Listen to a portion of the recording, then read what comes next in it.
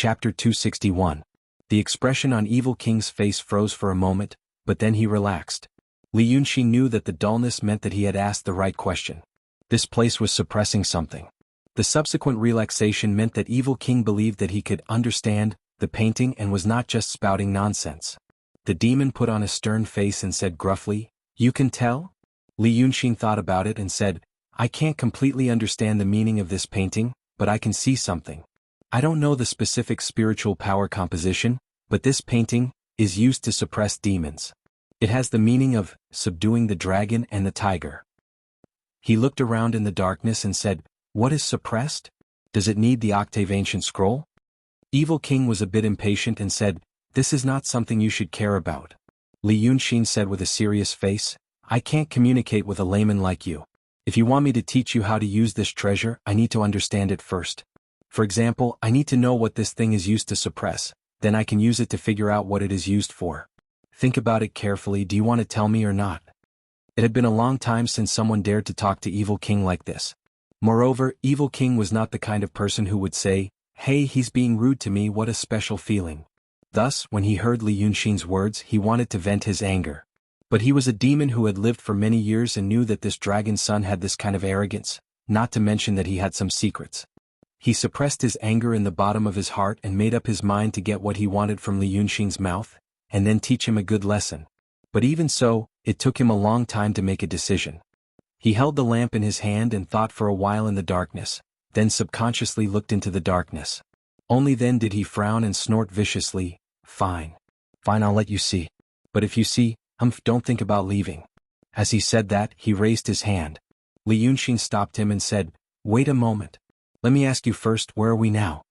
The Diablo looked at him sinisterly and smiled. As for where it is, it's at the bottom of this pitfall mountain." Li Yunxin thought for a moment and subconsciously blurted out, "Bottomless pit." Pitfall Mountain and Bottomless Pit were the dwellings of demons and monsters in a supernatural novel in his previous world. At this moment he also subconsciously raised it, but unexpectedly the Evil King was stunned again. Then he carefully looked at Li Yunxin, and his expression became solemn. "You know quite a lot." After saying this, he took a few steps with the lamp in his hand, causing the ground to tremble. Then he looked at Li Yunxin again. "I don't know where you got all this information from. But, since that was the case, there was no way he could get out. I'll give you this first. In the future, if I stay here with you, I'll have to interrogate him bit by bit." After that, he ignored Li Yunxin and raised the lamp high. Some kind of restriction on the lamp suddenly disappeared, and the light instantly spread out. This small lamp actually illuminated the entire underground cave. This bottomless pit turned out to be terrifyingly big. The Evil King's Pitfall Mountain could be considered to have occupied a large area. But now that Li Yunxin saw it, the bottomless pit at the bottom of the Pitfall Mountain was many times bigger than the Pitfall Mountain. He was a great demon of the true realm, his eyesight was extremely good. But even he could see the edge of the cave. As far as his eyes could see, he could only see the darkness at the end. But the cave itself wasn't eye-catching. It was the thing behind Li Yunxin. The first thing he saw was the toe. But there was no flesh on the toe, only white bone. The white bone of this toe was as tall as Li Yunxin. The problem was that the phalanx of the foot wasn't alone, it was connected to the instep of the foot. The instep of the foot was also white bone, it was already like a small mountain. Above the instep of the foot was the leg bone, it was like a towering tree. Li Yunxin slightly opened his mouth, looked up, and realized that it was an incomparably huge skeleton. It looked like a human skeleton, but the number of bones wasn't right, there were more. There were terrifying bone spurs growing on the bones like a thistle forest. But even the smallest bone spur on the skeleton was taller than Li Yunxin. The skeleton half knelt on the ground, its two arms stretched out to the sides, bound by countless thick iron chains. Li Yunxin realized that he was bound by a few of the countless iron chains. The huge head of the skeleton was lowered, its black eye sockets looked down from the hundreds of meters high hole, as if it was looking down at the two people below it.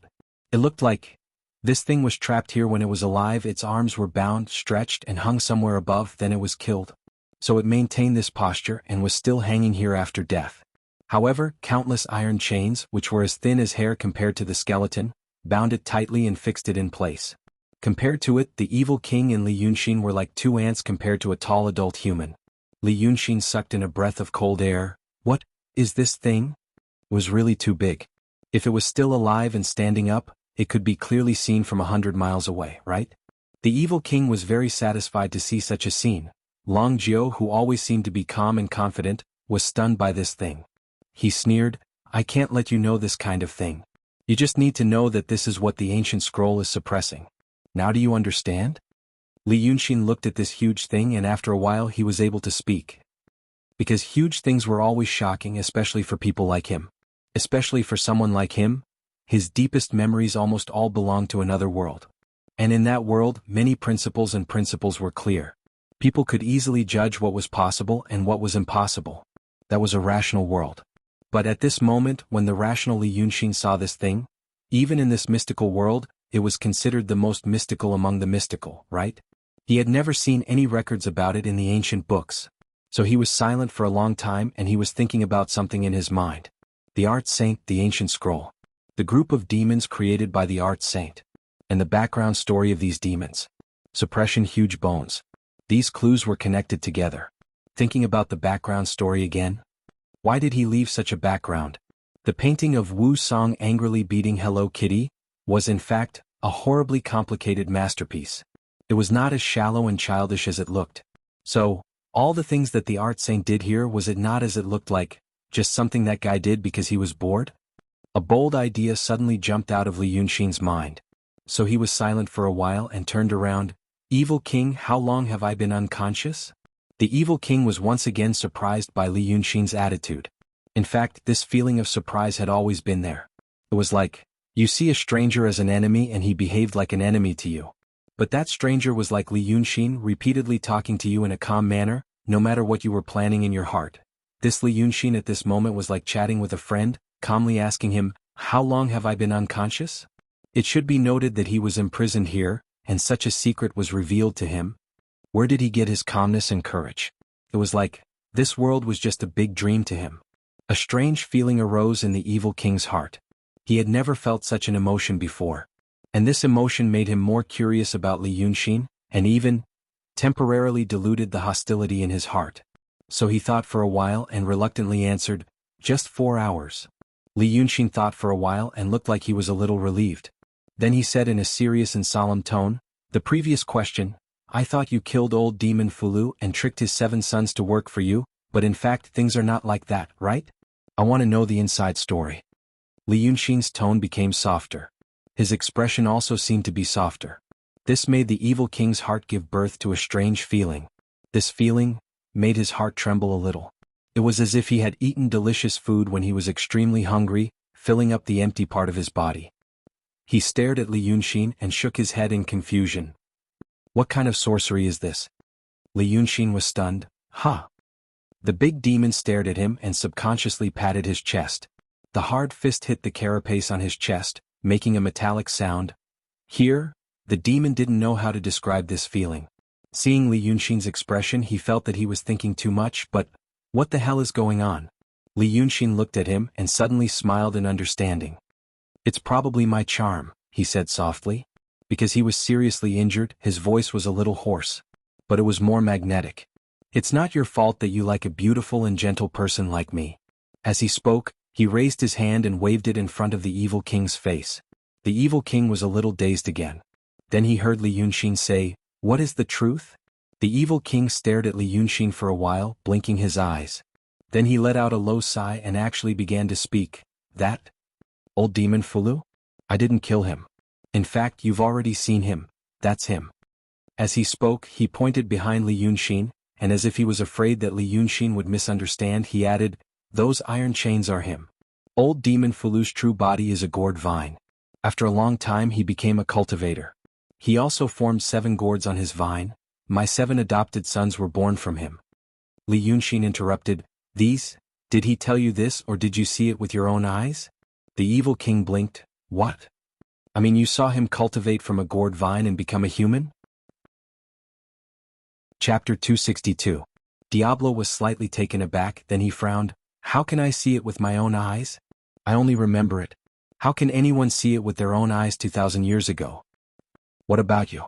Li Yunxin asked gently. "It is said that a pangolin dug through a mountain to release you. You are a great demon, but do you remember yourself before you achieved Tao? Or were you before?" Diablo was stunned for a moment. What? I mean, for example, your true body is a scorpion. You achieved Tao and gained human form. Do you remember what happened before you took human form? But Diablo was stunned for a moment again. What? His tone and expression were exactly the same as before. Li Yunxin stared at him in silence for a while, then he understood. This is the background story. Diablo and old demon Fulu were both created demons. They remembered their origins, but when he asked about what happened before, then they froze. Mrs. Sanwa's current body was also created by herself. But the difference between her and them was probably that the soul that possessed her body was not created.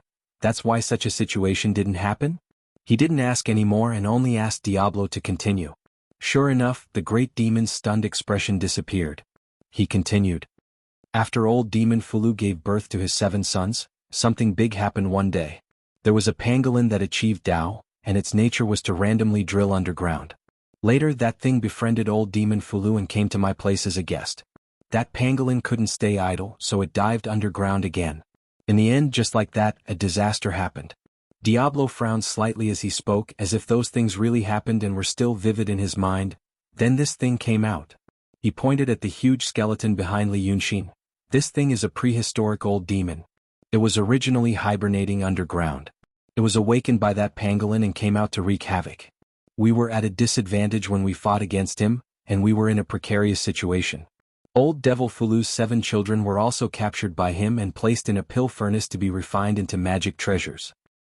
Alas, what would happen if he refined it into a magic treasure?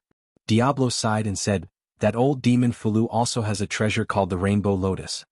He and I snuck into the lair of the primitive old demon and took out the 7-colored lotus seed pod. The lotus seed pod sucked his 7 children in and instantly turned into a huge mountain, suppressing the primitive old demon. Old demon Fulu's magic treasure is a dual cultivator with his life. He knows that his lifespan is almost up. Then he turned into countless iron vines and bound the old devil once more. Only then, did we kill him. Li Yunxin listened quietly, then thought for a moment and said, but this thing is so big there are no records of it. This area has been inhabited since 2,000 years ago.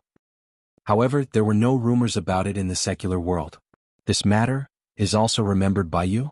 Diablo widened his eyes. Of course I remember, of course it is true. But according to what you said, the 7 children of old demon Fulu were lured in and turned into a mountain to suppress the primitive old demon. Why are they still fine now? Diablo sighed. Of course they came out from the mountain after being suppressed. He raised his hand and pointed above. My Pitfall Mountain used to be a mountain formed by them. After they came out, the mountain became hollow. But it's a pity. They don't know what happened back then. I didn't want to say it either, but now they think that I am the one who harmed old demon Fulu. Li Yunxin stared at him for a while and realized that he was speaking the truth. He didn't ask any more, because he was afraid that something bad would happen if he asked. At this point he felt that he understood some things.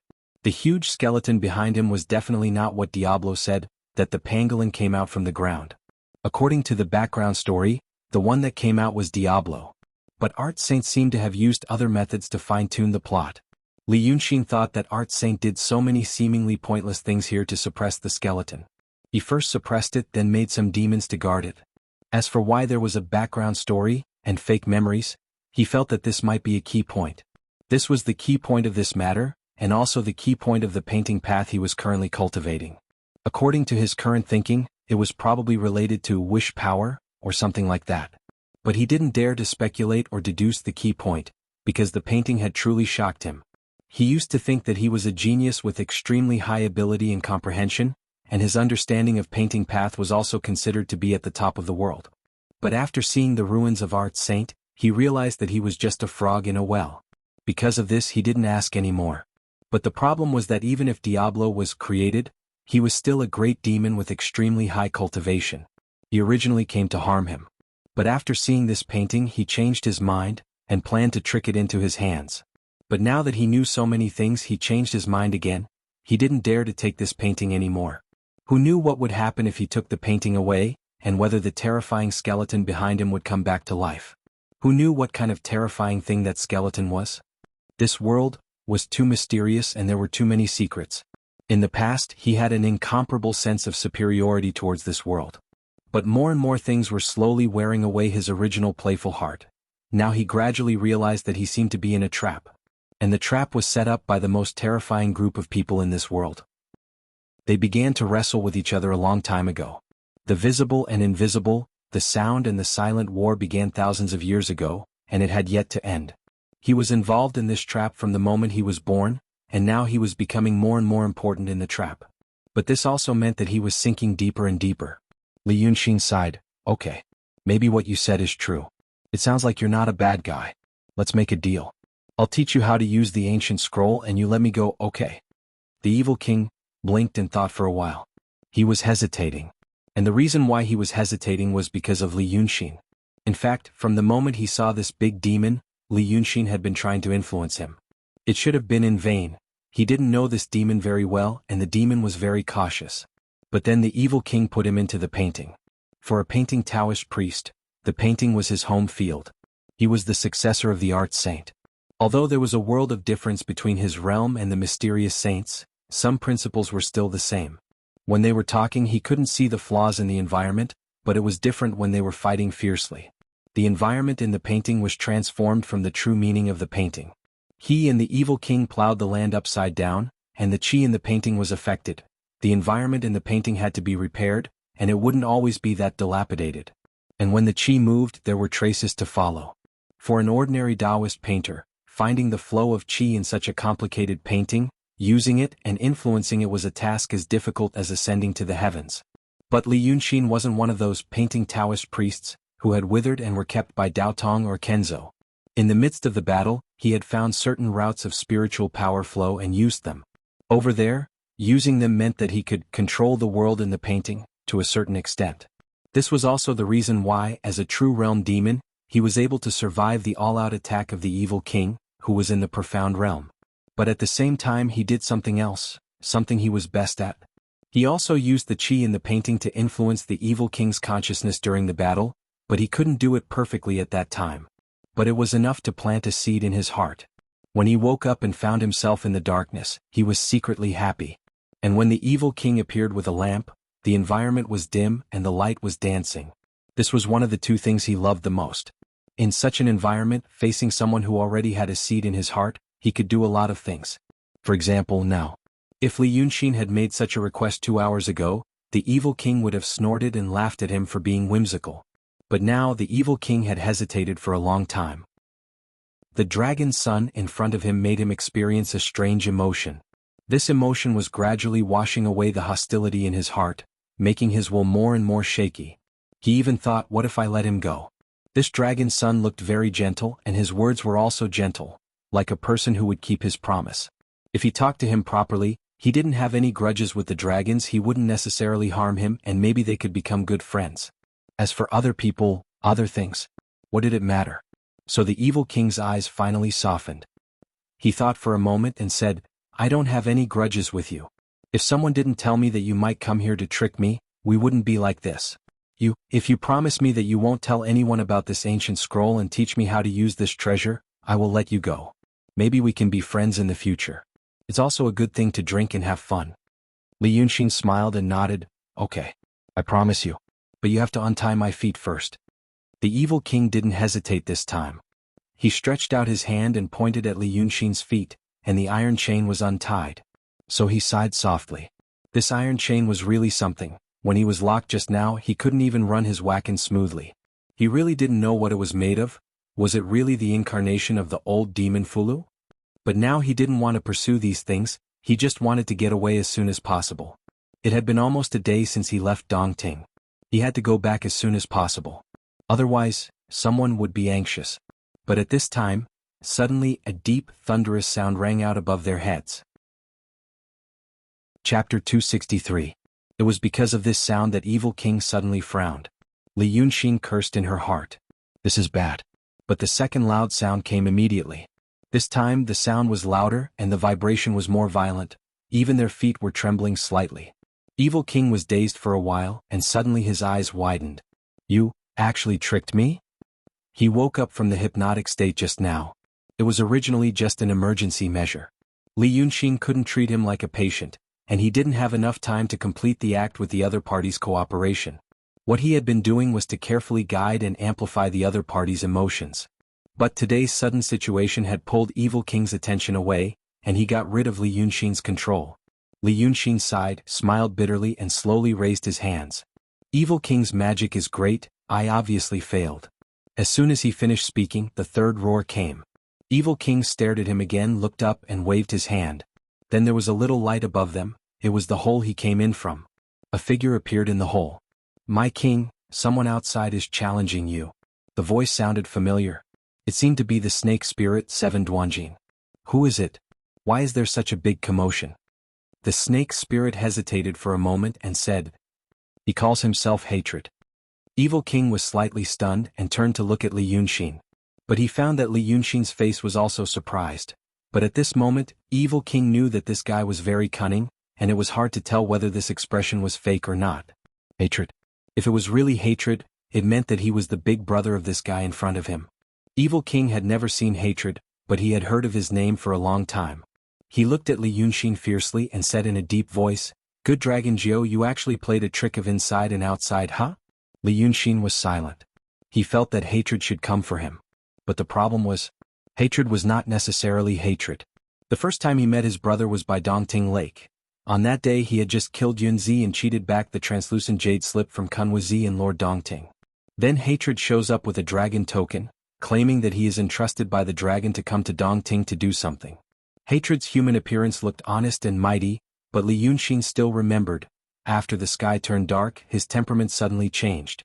He even started to refer to himself as this young master. That was the 9th young master's favorite nickname. Since then, Hatred had disappeared without a trace, but now he suddenly appeared. That guy, if he really came for him, how did he know that he was in Pitfall Mountain? His momentary silence made the Evil King think that he was feeling guilty. Don't think that I'm afraid of you dragons. Humph, that Dongting Lake has inhibition formations, but do you think my Pitfall Mountain doesn't have any? I've been guarding the Pitfall Mountain for 2,000 years and it's like an iron bucket. He points up while sneering, even if the dragon comes here, it will take him half a day to break this inhibition formation. Li Yunxin thinks for a while and spreads out his hands. You misunderstood me. He is not here to save me, he is here to kill me. If you don't believe me, we can go up and confront him outside. Or we can ask him to come in and confront him, you know I am telling the truth. When Li Yunxin lied to him, the Evil King believed him. But now no one believed him when he told the truth. The Evil King looks up and laughs. Do you think I'm stupid? Ask him to come in? If you wish. But if you want to confront him, I will ask you to confront him. Have a good fight. At this moment, the big demon in the mysterious realm has almost lost his mind. He held a monster's blood feast, but Dragon Sun showed up. Dragon Sun knew so many of his secrets, and Dragon Sun almost fooled him into letting him go. Now that he has just woken up, this guy's big brother came to bully him. These dragons are really arrogant. Do they think they can come and go as they please? Li Yunxin frowns and waves his hand. Evil King, you don't have to be like this. I was forced to deceive you just now. It would be better if he didn't say deceive and deceive. Hearing these two words, the anger in the Evil King's heart becomes even stronger. He has never been deceived like this before.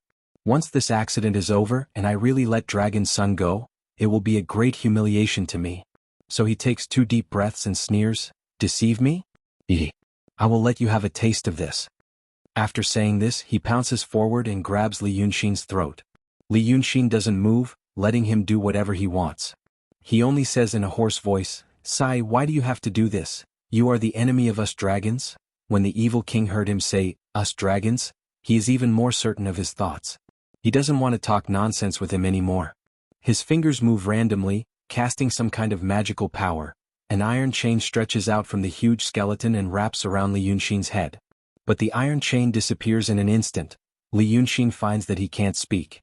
The iron chain seems to have sunk into his body, not only making him unable to speak, but also restraining his joints. When the Evil King moves his hand, he also moves like a marionette.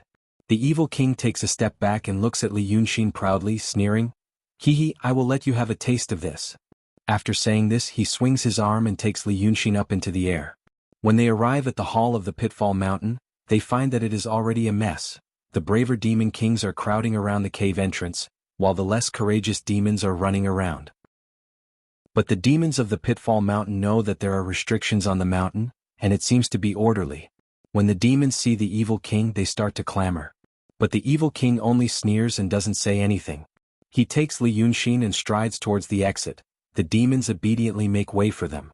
When the evil king walks past, they follow behind him like a swarm of bees.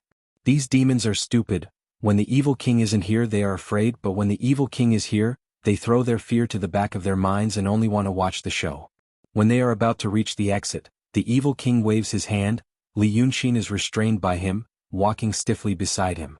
After a dozen more steps they can see the situation outside. The sky is already dark. But although the sky is dark, the scenery is not dark.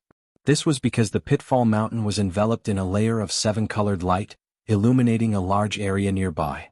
In this light, a tall man wearing a golden crown and a yellow robe stands a dozen steps away from the cave entrance.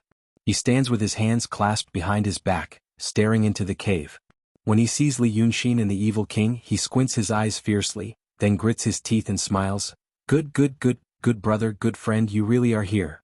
But Li Yunxin can't say anything, so he can only show a smile on his face. The evil king and he stop at the cave entrance, staring at each other from afar. The demons behind them are still clamoring, but the evil king stares at the man for a while, then shouted, "Don't be noisy." The demons immediately become silent, not making a sound. Seeing the evil king's imposing manner, the man also stares at him, then smiles at Li Yunxin. But this smile is not from gritting his teeth. Instead, it is sweet, as if he has missed him for a long time and now he finally sees him. Looking at his smile, Li Yunxin knew what kind of smile it was. It was like a pervert who had finally caught his prey and was about to torture him. Then he would pick up a sharp knife and slice the meat off his body bit by bit with a smile. Li Yunxin knew what kind of smile he was going to make. Hatred smiles like this, then said, "Ah, good. I was worried that you would sneak into the Pitfall Mountain, get caught and hurt by this old demon. Now that I see that you are unharmed, I can finally breathe a sigh of relief." "My good brother, good friend," Hatred stares at Li Yunxin, "you and I were going to work together to destroy this Pitfall Mountain, but now I can't come in. What should I do?" At this point, Li Yunxin feels that he can confirm his identity. Under the appearance of Dragon Son Hatred, there is another person. Although he doesn't know how or why, but he knows, the person who is talking to me now is the 9th young master. It is the 9th young master. In this world there is probably no one who knows the 9th young master better than me. At that time he was trying to survive carefully, and the 9th young master is an insurmountable and dangerous factor for him. He must, with all his attention and all his energy, cater to him, observe him, guess at him. Through his words and actions he can infer his heart, character, and predict his movements. Then he will rack his brains and use everything he knows to lead him into a dead end. Because of this, he knows that this is the familiar 9th young master. Your enemy always knows you the best. Therefore he knows what this person is thinking now. This evil king is angry at me for playing with his emotions, and now he wants to take revenge. Therefore he controls me and wants to return the same trick to me. But evil king's hatred, how can it be compared with the 9th young master? There is probably no one in this world who has a stronger idea than the 9th young master about giving him a taste of his own medicine. Evil king sneered when he heard the words of the 9th young master in Hatred's body. He squinted at Li Yunxin. Li Yunxin can read the meaning in his eyes. It is nothing more than as I expected. Li Yunxin also smiled. He doesn't want to talk at all. Evil king looks at Hatred again. "Hey, we are working together from the inside. You think too highly of yourself. But you don't know that your 9th brother has already turned to me, right? You stupid worm, don't you use your brain to think about it? Pitfall Mountain is only hundreds of miles away from Dongting Weishui River, and we have been neighbors for thousands of years. Which one is closer? Today I will tell you, it is your 9th brother and I who set you up." Hatred is not annoyed at his words at all. He smiles sinisterly. "Closer? You are closer to my real 9th brother, aren't you?" You ask the person beside you. "Is he Long Jiu or a cultivator named Li Yunxin?" Chapter 264. Li Yunxin was happy to see the two quarreling. Hearing the 9th young master's words, he showed a hint of surprise on his face. But in front of Evil King, the 9th young master's words made him believe it. Hatred said that the person beside him was a cultivator. He had thought so for a long time. If he wasn't a cultivator, how would he know how to use the ancient scroll in his hand? How could he activate the spiritual power in the scroll? As a great monster king of the mysterious realm, it was the first time for him to quarrel with a human. Now that he caught a glimpse of the slightly panicked expression on the face of this Dragon 9, He felt even more delighted. Suddenly he felt that it was more interesting not to kill him immediately, but to make him more and more frightened. It was a new world that he had never experienced before. So he opened his mouth and said, "You think I don't know? Not only is he a cultivator but he is also a Taoist painter. Hey, your ninth brother has told me everything. If I don't tell you, how can I find your weakness and take your life?" When he said these words, the ninth young master was slightly stunned. He looked at Li Yunxin and then at Evil King and didn't say anything for a long time. Evil King saw his expression and knew that he believed it. Since he believed it, he had achieved his goal. He turned to look at Li Yunxin and then showed a happy smile. He whispered, "I was wondering why you like to lie to people. It turns out that you are so happy. It's a pity that I am happy now but you are crying. If your brother believes me, guess how he will treat you later?" Li Yunxin blinked. Evil King laughed again. "I don't know where you come from. You are the son of Shinryu, the fake dragon's son. But since you call each other brothers and are dragons, hey, I don't want to kill you with my own hands. It will be troublesome if the old dragon comes to find trouble with me. Now, someone actually delivered himself to my door to do this for me. I'll throw you out and watch you brothers kill each other." He stopped laughing and suddenly raised his eyebrows. He said fiercely, "That's what's more enjoyable." As soon as he finished speaking, Li Yunxin suddenly felt his body lighten. The restraints on his joints had been removed. But his mind was still numb and his mouth could not speak. The Evil King didn't let him speak. He raised his hand as if he was going to throw Li Yunxin out. However, Li Yunxin took a step back and leaned against the stone wall, quickly carving a few words with his finger. The Evil King did not want to see what he had written. He had experienced this person's methods before. He didn't even know what method he used or when he used it, but he almost fell into his trap. How could he not be careful? Therefore he activated his divine ability and reached out to grab Li Yunxin again, and was about to throw him away. However, although he did not want to see it, the words were right behind Li Yunxin. The engraving was deep and large, but it still came into view. The Evil King glanced at it, and was shocked. Because he saw that what Li Yunxin had engraved was, "You have a spy here." He was slightly stunned. The Evil King was not a stupid demon. If he was stupid, Li Yunxin's method of deceiving him would not work. It always needed a smart person to think more so that he could play tricks. So when he saw this word, his heart skipped a beat. He had previously known some things about this Dragon 9, through some information channels. For example, he was now in the true state. When the person who gave him the information told him those things, he was skeptical. Today, when he saw Li Yunxin with his own eyes, he knew that it was true. But the problem was that the information was true, and the person might not be trustworthy.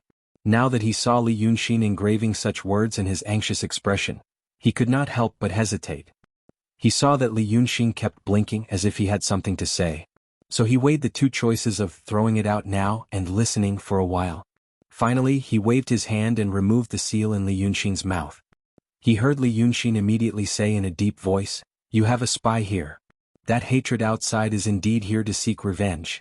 If you didn't have a spy here, how would he know my whereabouts?" When Li Yunxin said this, he meant it. This was indeed the question in his heart.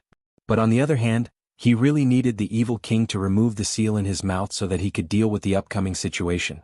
However, his sincere words were taken as an excuse by the Evil King.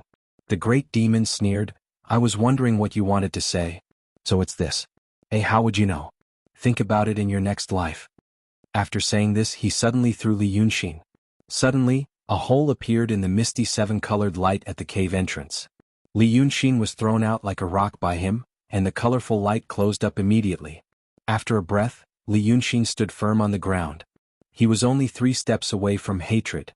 The ninth young master stared at him like a poisonous snake, revealing a dangerous smile. Hatred was a demon in the mysterious realm, which was even higher than the Evil King. Therefore he was not worried that the person in front of him would escape from his hands. And this Li Yunxin seemed to know that he had nowhere to escape. He sighed slightly and stood still. The ninth young master smiled, clasped his hands behind his back and walked around him. Then he came to the front of him and looked him up and down carefully, saying, "What a good little man. Who would have thought that it would be like this? When I saved you that night, you were like a drowning dog. Who would have thought that a few months later, you would actually kill this young master?" He stretched out a finger and scratched Li Yunxin's face. But the body of dragons was strong, so it only left a few white marks on his face. "TSK, you have a beautiful face. But your heart is too bad. Now you are in my hands. Tell me, What should I do with you? After saying this, he narrowed his eyes. This was one of the expressions that the ninth young master liked. And this expression meant that some dangerous emotion was about to break out, and then there might be a storm. Li Yunxi knew him well. So he also knew that the ninth young master who had been hurt by him was willing to tell him the truth.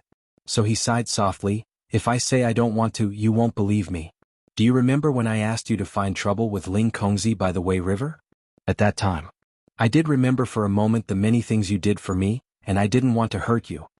The ninth young master narrowed his eyes and grinned, showing his fangs. And then, Li Yunxin raised his head and stared at him. "You told me that you ate Missine alive." The ninth young master was stunned. He blinked a few times and looked at Li Yunxin. After a while, he suddenly got close to him, almost touching his nose. "Because of a person?" Li Yunxin didn't dodge but looked back at him. "I told you before, ninth young master. I told you that Lu Laodao was my friend and I told you not to eat him. But Missine was also my friend and you ate her, I told you before. If you really treat me as a friend, why did you eat my friend?" The ninth young master looked at him in disbelief. After a while, he suddenly turned around and walked away, then turned back. "How would I know? You have so many human friends. This person is also your friend, and that person is also your friend. How would I know? If you didn't tell me, how would I know?"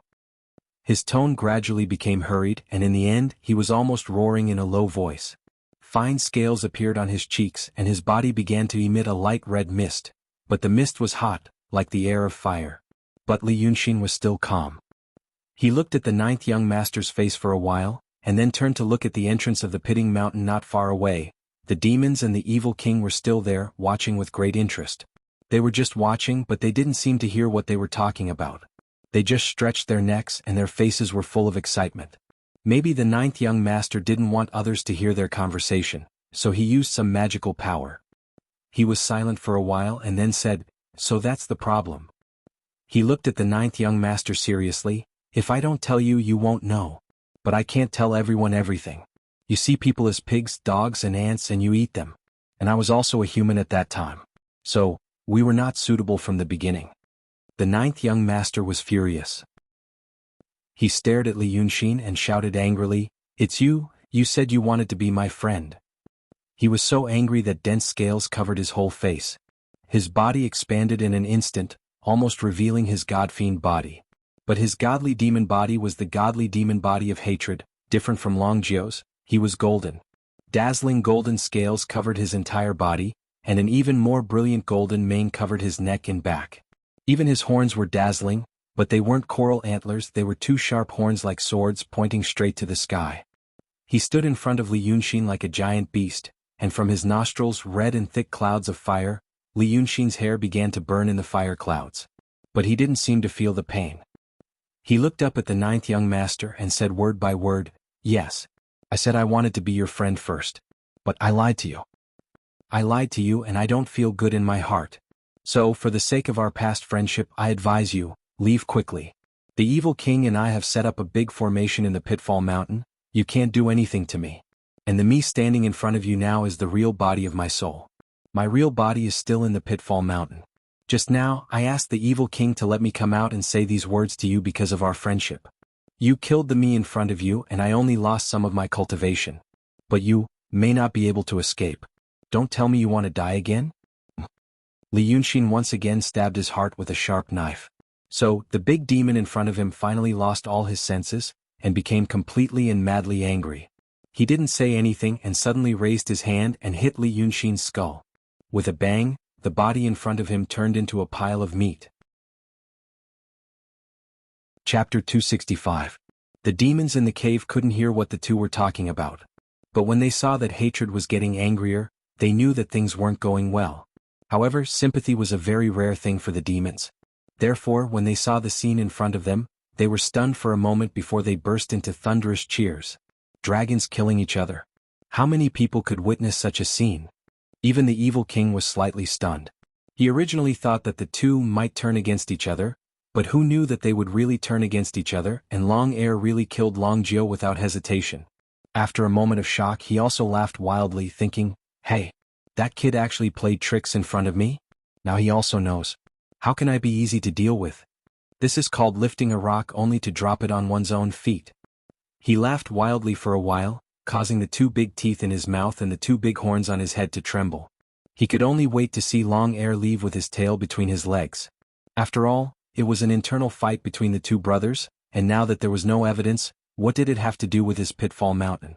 But it was funny that Long Jiu was too smart for his own good, and actually provoked a demon with both wisdom and courage.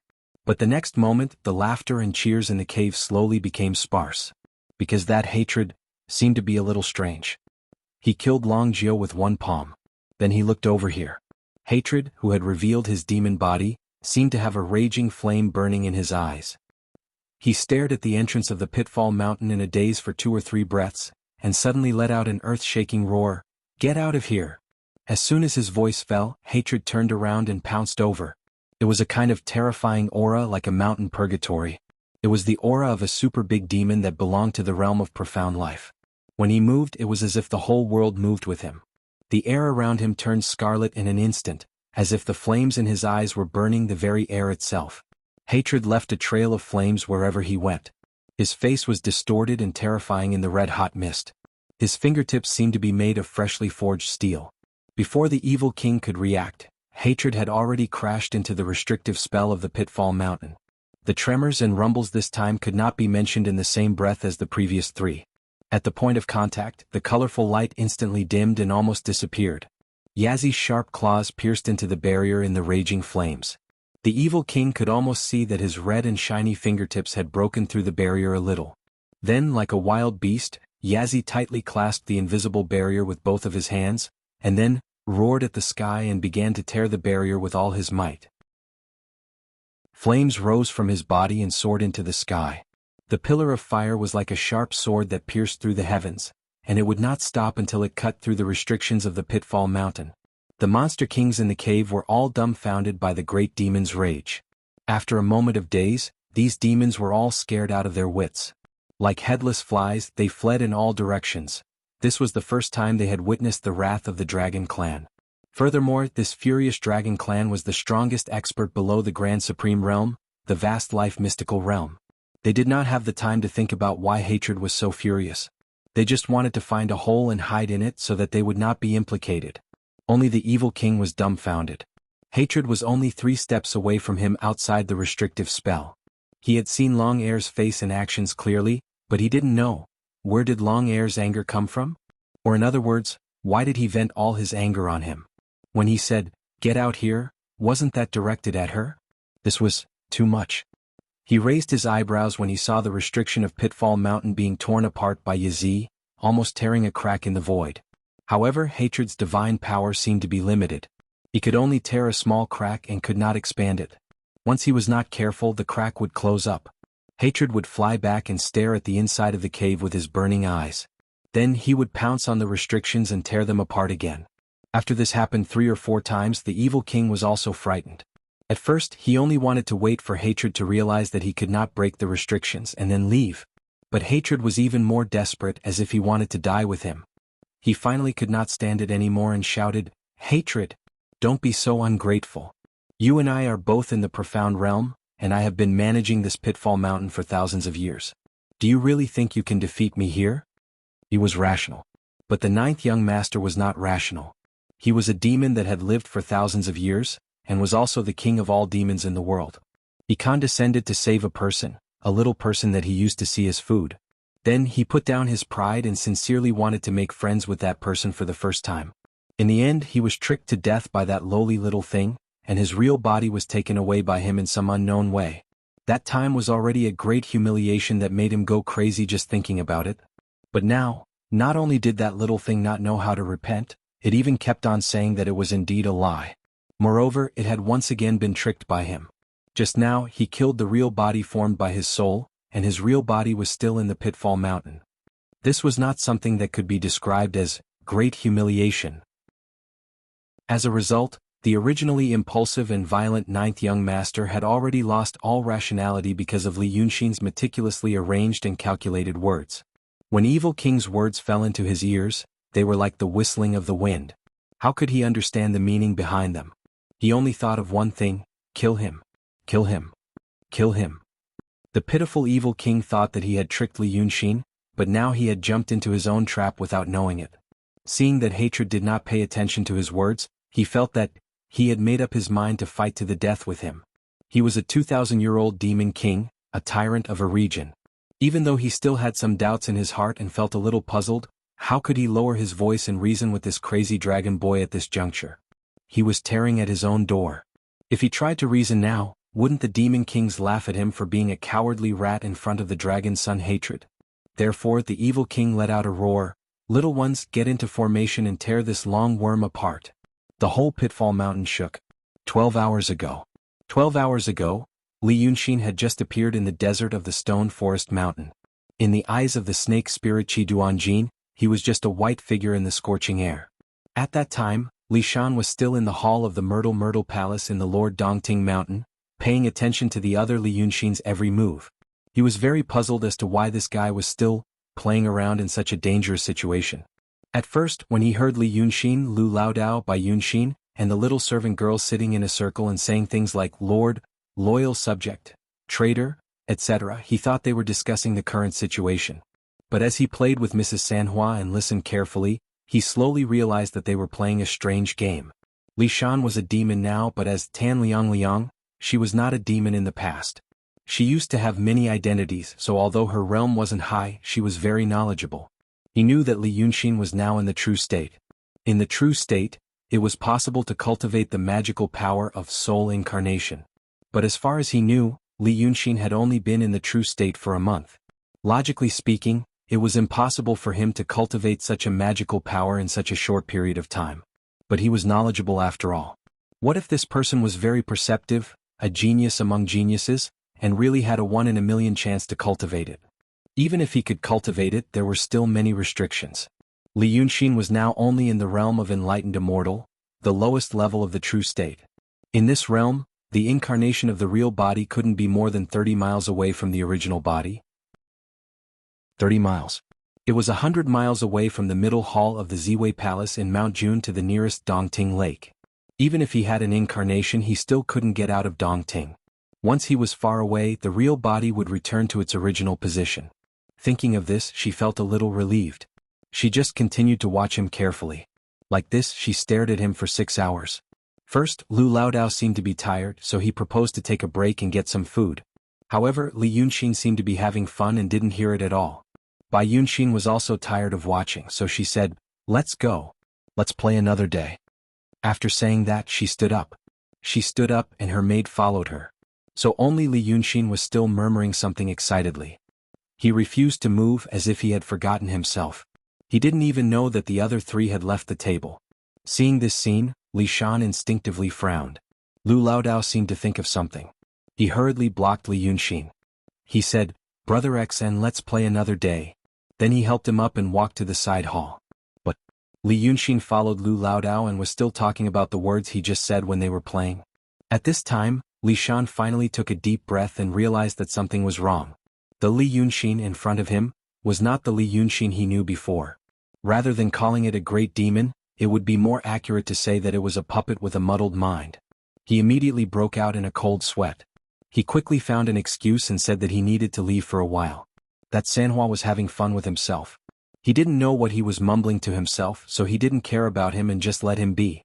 Li Shan left the main hall first and then hid in the forest like a gust of wind. When he saw that there was no one around, he climbed up the steep rock wall and took a huge risk to go around to the window of the side hall in the middle of the main hall and poked his head out to take a look. He saw the Li Yunxin, that was carried into the side hall by Lu Laodao, turn into spots of light and dissipate in the air. He heard Lu Laodao sigh. "I'm not good at Taoism. If Brother Xian were to draw, this figure wouldn't disappear even after 2 days." Chapter 266. Li Shan's head is buzzing. It's a dummy? Then, where is the real Li Yunxin? He carefully and slowly retreats from the cliff in case of disturbing Lu Laodao. As soon as he gets to the ground, he immediately flies into the water. He avoids the demons guarding the periphery of Mount Jun and goes to the Sanhiku next to Dongting without stopping. There used to be Egret town near the Sanhiku with smooth roads and convenient transportation. Therefore, his senior fellow apprentice Fu Liangzi, who pretends to be Kun Wuxia, sends someone here to wait for possible news. Now it finally comes in handy. An emptiness realm cultivator is waiting there. He works very seriously. Li Shan sees him when he arrives at the lake. He immediately shouts, "Go back and report that Li Yunxin is missing." The cultivator is confused about why the great master asks him to wait for a message from a demon. But the authority of Kun Wuxi makes him suppress this doubt in his heart. At this moment he doesn't look down on Li Shan. Instead he listens carefully. After hearing that he asked again, "Is that all you have to say?" Only then did Li Shan compose himself. He carefully sized him up and said, "Who else knows that you are here?" The cultivator answers calmly, "My coming here is a secret of the great master. No one knows." Li Shan is relieved. He knows he can talk more with him. He thinks for a while and says, "Report to your great master that Li Yunxin is missing. He has disappeared for about 6 hours. He left a fake body in Dongting and lied to me for 6 hours. I guess he should be going to." The cultivator frowns slightly and raises his hand to interrupt him. "Wait a moment, Taoist friend." Then he takes out a figure from his sleeve and throws it out. The figure soon turns into ashes. Then he looks at Li Shan. It seems to be very serious. "I'll ask the great master to come in person." Li Shan can't help but look at him a few more times. This Taoist has an extraordinary temperament. Therefore he asks, "What's your name?" The Taoist salutes, "Song Yuezi." He doesn't speak anymore. Li Shan also becomes silent. But this silence didn't last long. A stream of light appeared on the horizon, and Kun Wuxi descended from the sky with strong winds, causing Song Yuezi's sleeves to flutter. Seeing that his sect leader had arrived, the Taoist priest bowed again and silently left. Li Shan wasn't in the mood to say anything else and continued, "Up until now, Li Yunxin has already disappeared for 18 hours. He created a fake body on Mount June. I don't know if he sensed something was wrong." Kun Wuxi was slightly stunned and then he said, "Soul transformation true body?" However, he quickly thought of what Li Shan had thought before and denied his own thoughts. "No. He's at the true realm, so his avatar won't be able to go too far and do nothing. Yes. I think I must have left Dongting in person. Didn't you find it?" The exit was guarded by a Taoist priest. "Let's not talk about this for now." Kun Wuxi frowned and paced back and forth with an ugly expression. After all, he wasn't the Kun Wu of the past. He might look exactly the same, but his state of mind and experience were much different. He wasn't a real and calm Shen realm cultivator. After pacing back and forth he turned around and said, "Could it be that he went to Stone Forest Mountain?" "That's what I speculated too." Li Shan said, "He said something to me before. He probably said that he wanted to ask the big demons to besiege the city of Wei so that you can kill them. Now it seems that he's probably going there. But I don't know if he already suspected me before, and if those words were to deceive me. Now, you have to make a decision." Kun Wuxi was stunned. "What decision?" Li Shan looked at him and sighed, "Li Yunxin is full of tricks. We don't know what he's going to do. He gave us the element of surprise and we'll give him the element of surprise. We can only make plans after the situation is messed up. In my opinion, no matter what he does at Stone Forest Mountain, we have to make him fail." "You said that Kun Wuxi saw long air and hatred seemed to have a grudge against him?" Kun Wuxi thought for a while and his eyes brightened. "Yes. Tell that hatred that Li Yunxin is at Stone Forest Mountain. No matter what grudge they have, that Shen realm big demon will cause trouble if he goes there. This is easy. We set up a big tactical formation to find the remnant soul of Kun Wuxi. Although we didn't find him, we found the trace of hatred. I will send someone to inform him later." "There's another point," Li Shan said to Kun Wuxi through the inhibition of Dongting. "We have to catch all the people in Dongting. We used to think that Li Yunxin is a cruel and merciless demon. He can use anyone and abandon anyone. But according to my observations over the past few days, he still has feelings for me. Let's not talk about others. Just look at Lu Laodao Hunyuanzi. He values that old man very much. He is like a servant and a friend. And the few demons under his command are also loyal to him. I think he can't let them go. Catch them all and take them as hostages. If things change again, there will still be room for negotiation." Kun Wuxi listened to Li Shan saying so much in one breath and his face was a bit dull. After a while he sighed, "What on earth have you been through these years? You are not the same person as before. You have become so decisive and fierce." Li Shan pursed his lips and wanted to say something but stopped. But soon he smiled, "It's not a good time to be sad. We have to act quickly.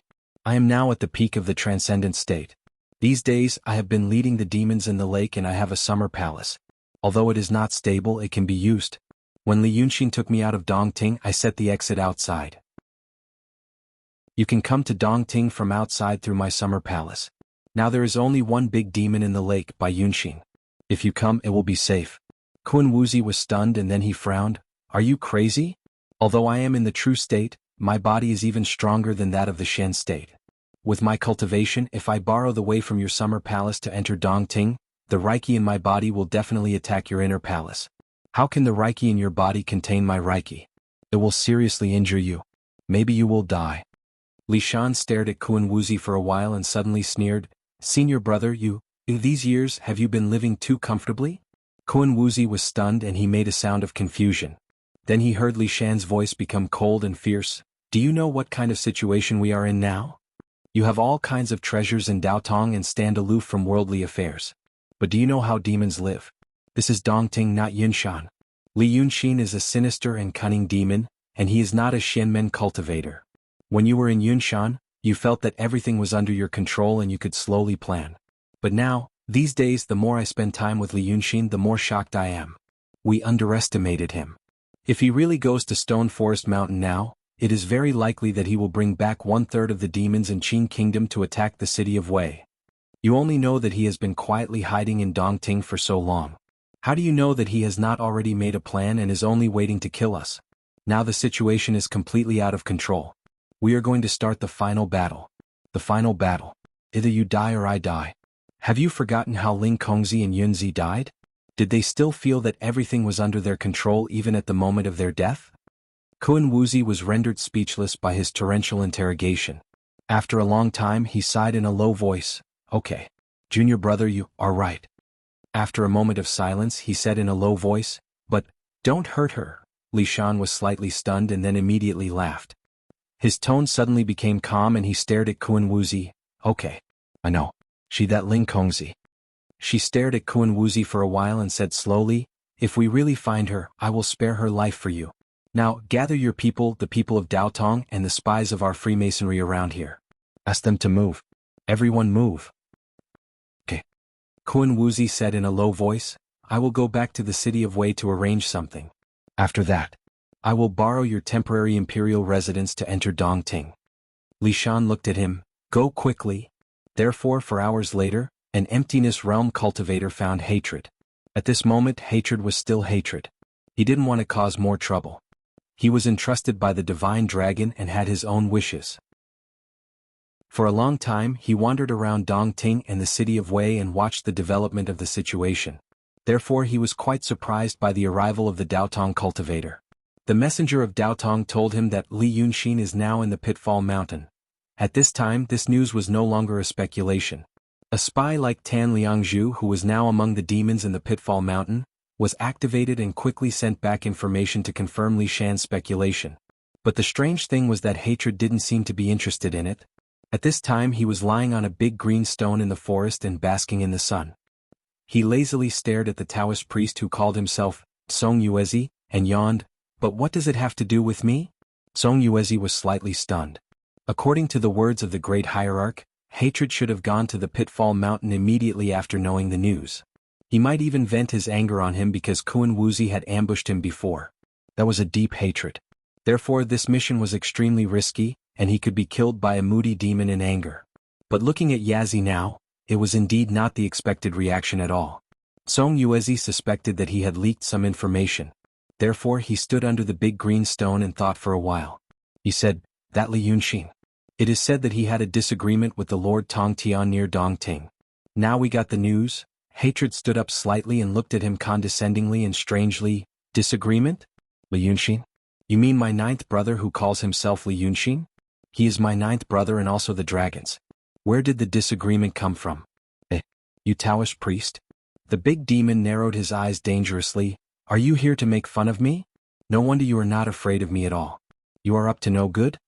Song Yuezi was more and more confused. He felt that things were completely out of his control. He looked up to the west. The sun was about to set. Chapter 267.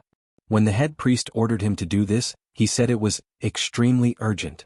But the current situation, he couldn't do it? He frowned. I am also a cultivator, not like those ignorant mortals. It was true that Lord of Tongtian was famous in the world, but if he was timid in front of Lord of Tongtian, it would be rude. But, is the Lord Tongtian testing I? That's not necessary. This news is absolutely true. The Lord Tongtian will know when he goes to the Pitfall Mountain. Hatred didn't look at him anymore. He yawned lazily and lay back on the rock. Get lost. Song Yunzi wanted to say more, but Hatred waved his hand as if he was shooing away a fly. He didn't see any strange phenomenon, but Song Yunzi suddenly felt a fierce blow to his chest, as if a small mountain was crushing down on him in an instant. He was greatly shocked and immediately circulated the spiritual energy in his body to protect himself. However, the full power of an emptiness realm cultivator was like dust in front of the casual attack of a profound realm great demon. In just one breath, Song Yunzi finally couldn't resist anymore. He spat out a mouthful of blood and lost consciousness. The sun finally set.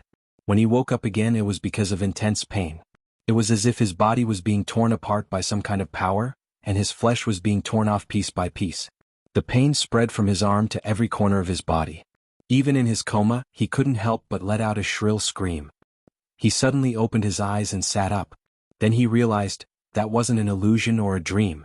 One of his arms was held in Hatred's hand. The sky was dark, but the forest was silent. Even the mosquitoes didn't dare to buzz. There was a bonfire under the rock, but the fire could only light up a small area. The surrounding area was filled with the shadows of the trees, as if they were ghosts. But now, the arm he was holding was dripping with blood. His forearm was almost to the bone. It was not a cut or a bruise, but it was cut by Dragon Sun's hatred with his sharp nails, and then tore off his muscles with 2 fingers. Song Yuzi was stunned. Although the pain was still intense, he had regained consciousness. It was also because he regained consciousness that he realized he was being eaten. He was eaten alive. Hatred's face was right in front of her. His eyes shone brightly in the flickering firelight. There were still traces of blood at the corner of his mouth, and he was chewing slowly, as if he was eating some dried fruit while looking at himself calmly.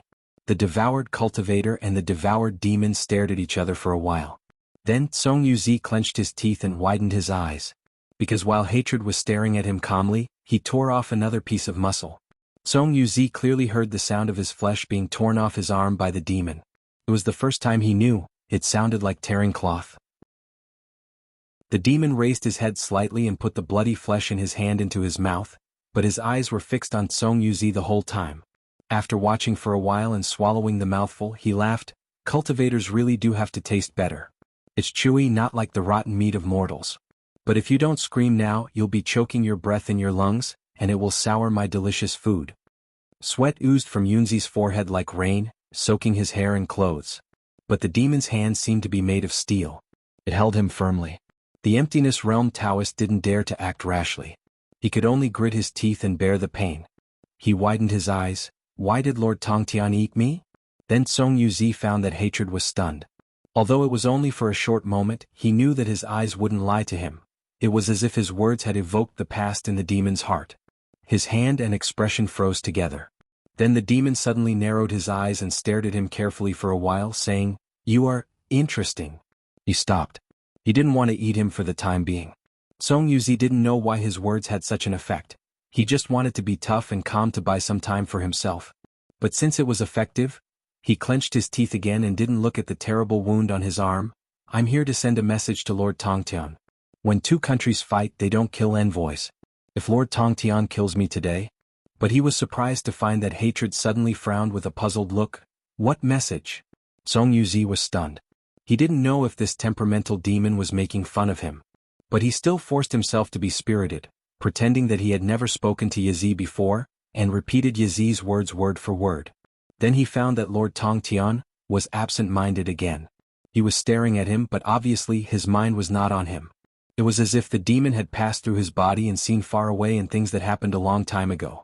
After a while, the demon's focus returned to Song Yuzi. The demon grinned, showing his sharp teeth. "Li Yunxin, yes." Song Yuzi gritted his teeth and tried to calm himself down.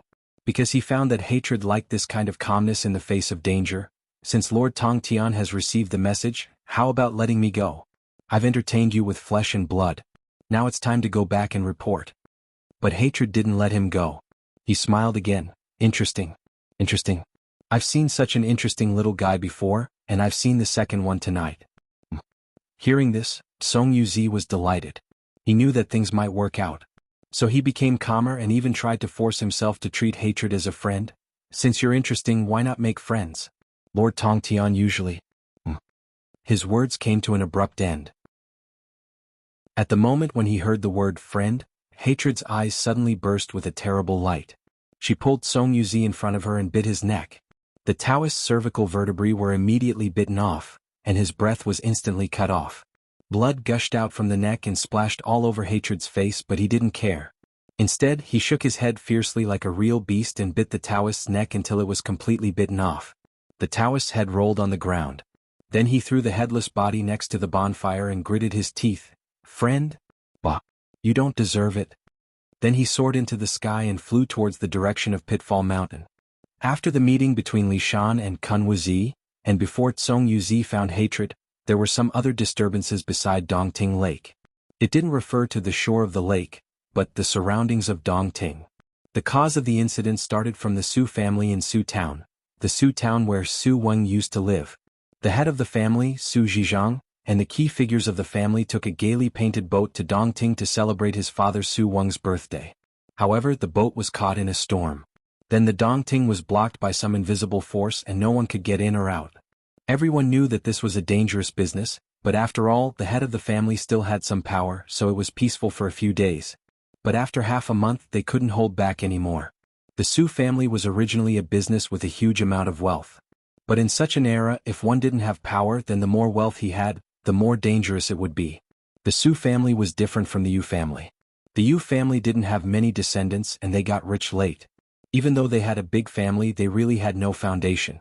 However, the Su family had been building power for a long time, in a covert way.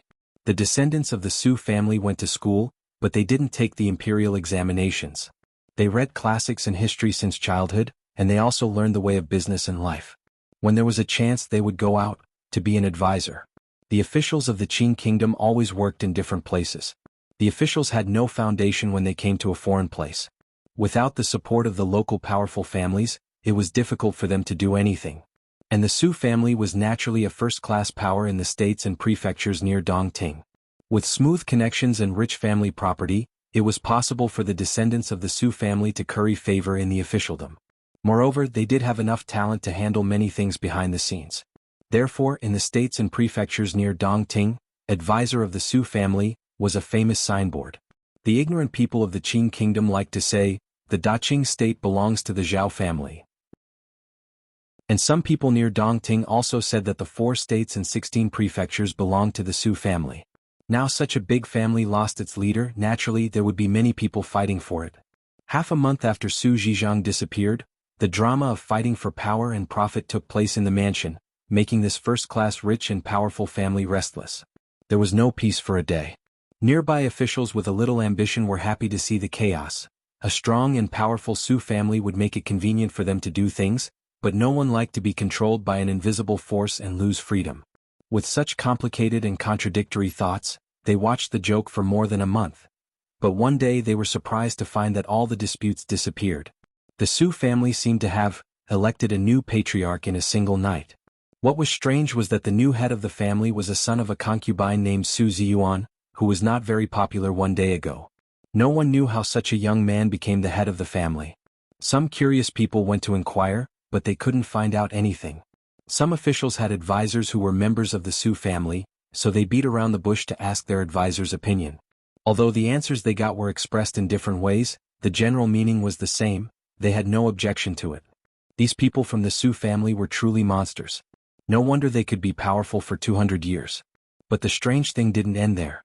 Soon, people learned of another thing. The young man named Su Ziyuan claimed that he was the former head of the Su family, Su Zhizhang, who disappeared in Dongting Lake more than a month ago. Chapter 268. When the news came out, it was at night. On this night, far, far away in a place called Pitfall Mountain, 2 powerful fiendish demons were fighting. But how could the ignorant people know that this has anything to do with the Pitfall Mountain, the city of Wei, and the Dongting Lake? They only knew that the new head of the family, Su Ziyuan, suddenly fainted that night. It was said that he was in a coma for 4 hours. Then he sat up straight on the bed in everyone's eyes. But his spirit and temperament were completely different. He looked at the people around him coldly with a straight face and then shouted, "Where are the others?" At that time there were only 2 doctors, 4 maids and 3 manservants around him. This new head of the family didn't have enough authority to convince the public. It was said that the reason why he could get this position was the result of some people in the family weighing the pros and cons. They thought that if the Su family continued to fight like this, it would be better to elect a puppet and let everyone discuss everything. Thus, this puppet was suffering from an acute illness. Why would it be in a hurry? But then things became different.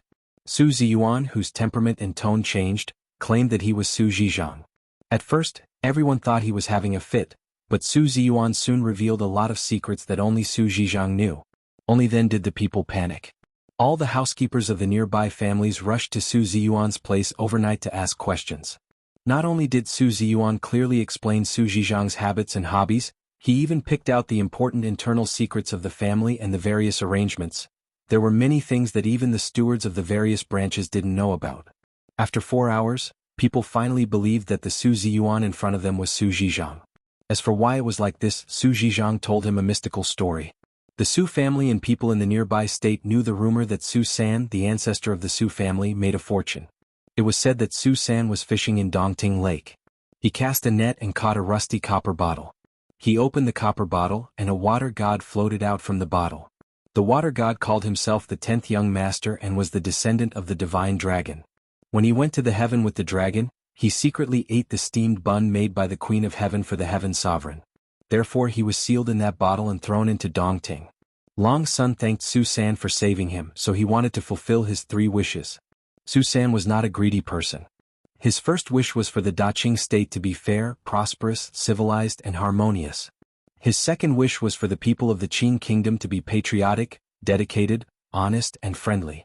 His third wish was his own. He hoped to get some money so that he could get a wife.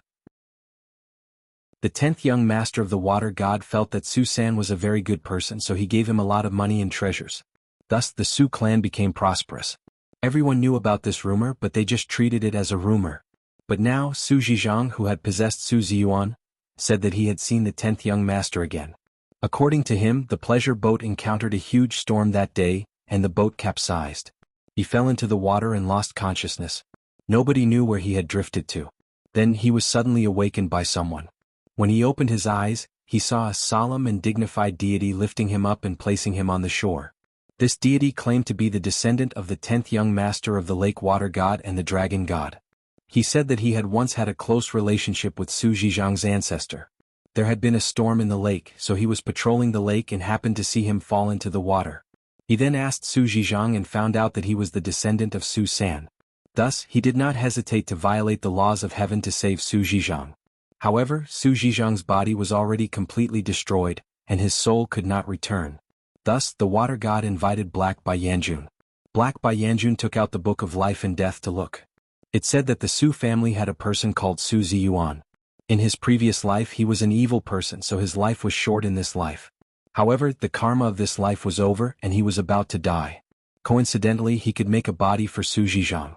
Naturally, Su Zizhang did everything he could to refuse, but the water god would not listen to him. So, he begged Black Bai Yanjun to extend Su Zizhang's life. The Yama king could not bear the water god's kindness, so he took Su Zizhang's soul back and threw it into Su Ziyuan's body. However, this time, the water god had overstepped his duty and interfered with life and death. Therefore, according to the laws of heaven, he would be tied to the immortal beheading platform and struck to death by lightning. However, Black Bai Yanjun said that the 10th young master was returning a favor from the past, and there was a reason for it.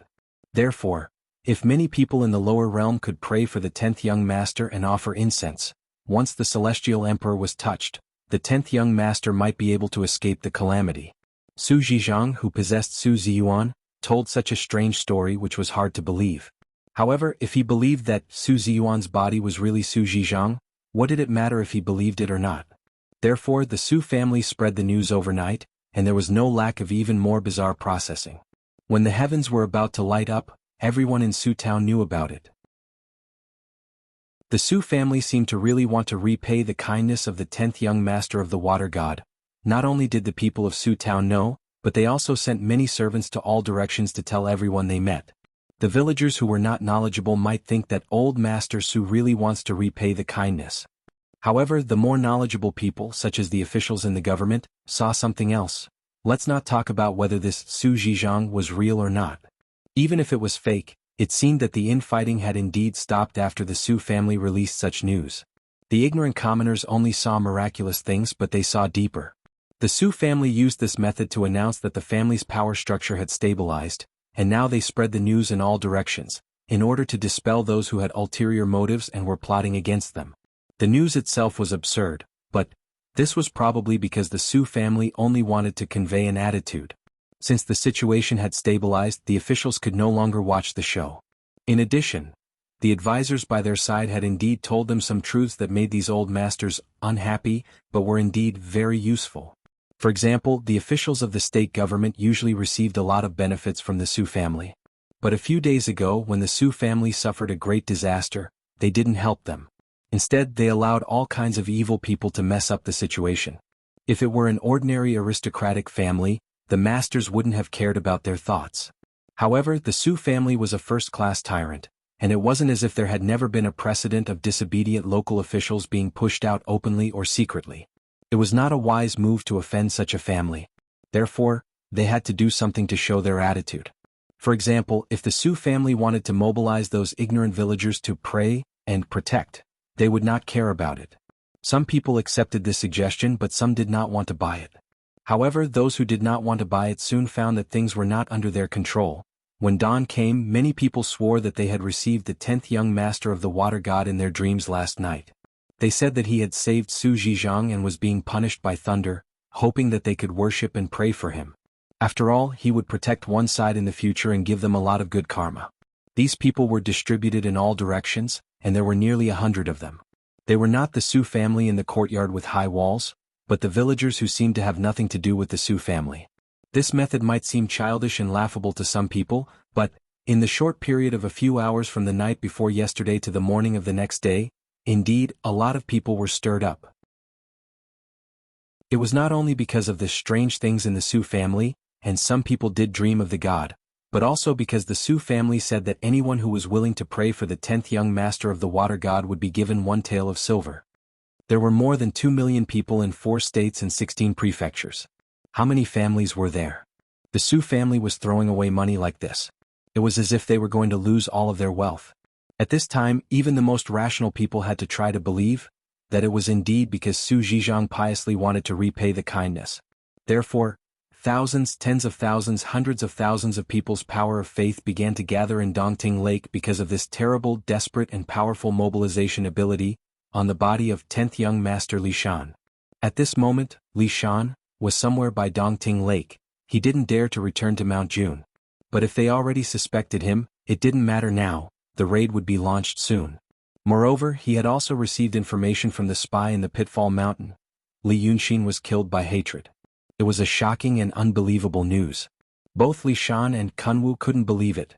The leader of Lengya Cave abode, the real Kunwu who was stronger than Li Yunxin, suddenly died. But that was the result of Fu Liangzi's secret operation and arrangement. In fact, it could be said that he had been preparing for 46 years, since the day he lurked in the orthodoxy. But the thing about Li Yunxin, he went to Pitfall Mountain by himself. Even with the help of the two of them, hatred of Dragon's Son also went. But Li Yunxin was a sinister and cunning person. Would he really die like this? Therefore, Li Shan and Kunwu met again and came to a conclusion that was hard for them to accept. That Li Yunxin probably cultivated his soul into the real body. He went to Pitfall Mountain with his real body, and then his real body was killed. But this also meant that Li Yunxin's real body was not in Dongting Lake. The real body of a cultivator at the level of enlightened master must not be more than 30 miles away from the real body. If Li Yunxin's doppelganger went to Pitfall Mountain, then the real body must be within 30 miles of Pitfall Mountain. This was a conservative deduction made by someone who didn't want to believe that Li Yunxin really died like this. Then, the plan should continue. If Li Yunxin died, it would be safe. But it was a pity that they couldn't capture him and interrogate him about some things. If Li Yunxin didn't die and only his doppelganger was killed, then things would be even smoother. If the real body was killed, the real body would be greatly injured and his personal ability would plummet. Even if Li Yunxin was still in the real state, he would be a very weak one. If they captured the people in Dongting Lake, he would never be able to do anything. Therefore, at this moment, Li Shan stood on the surface of Dongting Lake. carefully feeling the strange pleasure of the countless weak power of faith gathering into his body. He was at the peak of the transcendent state. Now, he felt that he was going to become the second real state in this lake. After waiting for so many years, this day finally came. Chapter 269. In the early morning there is a thin mist over Dongting. But then the sun rises and the mist slowly disappears. It is already the end of September. Although the weather is not cold, it is still slightly cool in the morning and evening. Dew gathers on the leaves of the plants on Mount June Island, and the ground in the forest is also slightly wet. It is very quiet. Ziwei Palace on Mount June is also quiet. There is no one here. Bai Yunxin and her maid left at dawn. Only Lu Laodao, Sanhua, and the nominal owner of this place, Red Lady, are left in the hall. A cultivator and 2 demons don't need a lot of sleep. But a cultivator and 2 demons don't have anything interesting to do. Therefore the 3 of them do their own things. Laodao is practicing the nature will righteous spell. He is trying to nourish the inner courtyard of the Purple Mansion, hoping that one day he can go to a higher level. Sanhua is also practicing, but Laodao can't understand her way of doing it. He only thinks she is playing. She used to be a yin spirit without a body. Although her words are strange, her logic is still clear. But now she has this body. She doesn't look like a normal person anymore. Laodao doesn't know why. As usual, Red Lady lives in the back hall at a higher place. She only shows up occasionally to patrol around Mount June Island. Then she either drinks or stays in the room. In short, it is a seemingly boring morning. But the other 3 don't think so. Kun Wuxia flicks his fingertips a few times to destroy the magic circle eye. At the same time, he carefully suppresses the wacken that is running around so that it won't give birth to abnormal signs or warnings. Snake Monster 7 Duanjin and Li Shan are guarding him. Seeing that he stops, they ask, "How is this magic circle?" Kun Wuxia looks up and gently breathes. Now the 3 of them are halfway up Mount June, surrounded by lush and dense forests. Looking up like this, they can see a little blue sky in the forest at night and the middle hall of Ziwei Palace that is higher against the blue sky. A corner of the golden cornice rises from the cliff, shining in the sun. He glanced at it before saying, "That was close." Then he frowned and said, "It seems that Li Yunxin really isn't here. This formation is extremely exquisite." They entered Dongting 2 hours ago. With the weak power of will of hundreds of thousands of people in the 4 states and 16 prefectures around Dongting, Li Shan finally breaks through from the peak of the transcendent realm to the real realm. As a result, the spiritual energy in his body became denser, and the temporary imperial residence became more sturdy. Finally Kun Wuxia and Qi Duanjin were lured in. Then, logically speaking, he should immediately break into the Emperor Star Palace and capture the people in the palace. That was what he thought as well. But once they stepped into Mount June, they immediately felt powerful restrictions and several arrays. The method of setting up the formation was familiar yet strange. It was similar to Daodong's method, but the method was different. Kun Wuxia had also come into contact with the Kenzo people, and knew that it was not the Kenzo Dharma. Therefore she knows that it must be set up by Li Yunxin before he left Dongting. This array formation was like a spider web after spider web. Although it couldn't block the power of lightning, it would still make it difficult for people to move. They didn't know how many arrays there were in front of them. Once they rushed in rashly, they would be in a dilemma. Would be a joke. Moreover, Li Yunxin was insidious and cunning. It was better to be safe. Therefore, the powerful lineup of 2 real realms and 1 transcendent realm chose to break the inhibition step by step and advance slowly. Soon they realized that their choice was right. Li Yunxin was a pervert. So far they had broken 34 arrays and they didn't know how many arrays there were. If they had underestimated the enemy and rushed in directly, let alone whether they could get away or not, the people in the palace would have enough time to escape. He really had the time and the thought to create so many things on this mountain. And the arrays were very exquisite. Exquisite and insidious.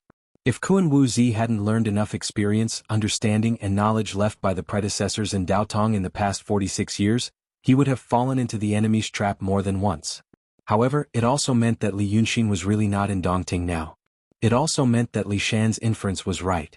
The demon cared so much about the people in the palace that he even spent so much effort to protect them. However, no matter how many arrays there were, the number was limited. 4 hours later, the 3 of them stepped on the square in front of the middle hall of Ziwei Palace. They met with Lu Laodao in the field. Laodao was practicing the cloud hands of water cloud power, at that time. He turned around and saw the 3 of them coming out of the forest beside the square. The 4 of them looked at each other for 1 second. Lao Dao didn't panic or escape. He raised his hand and took out a figure from his sleeve. He shook it in the air and it burned out. Then he pointed his sword at the three of them and shouted, "Go!"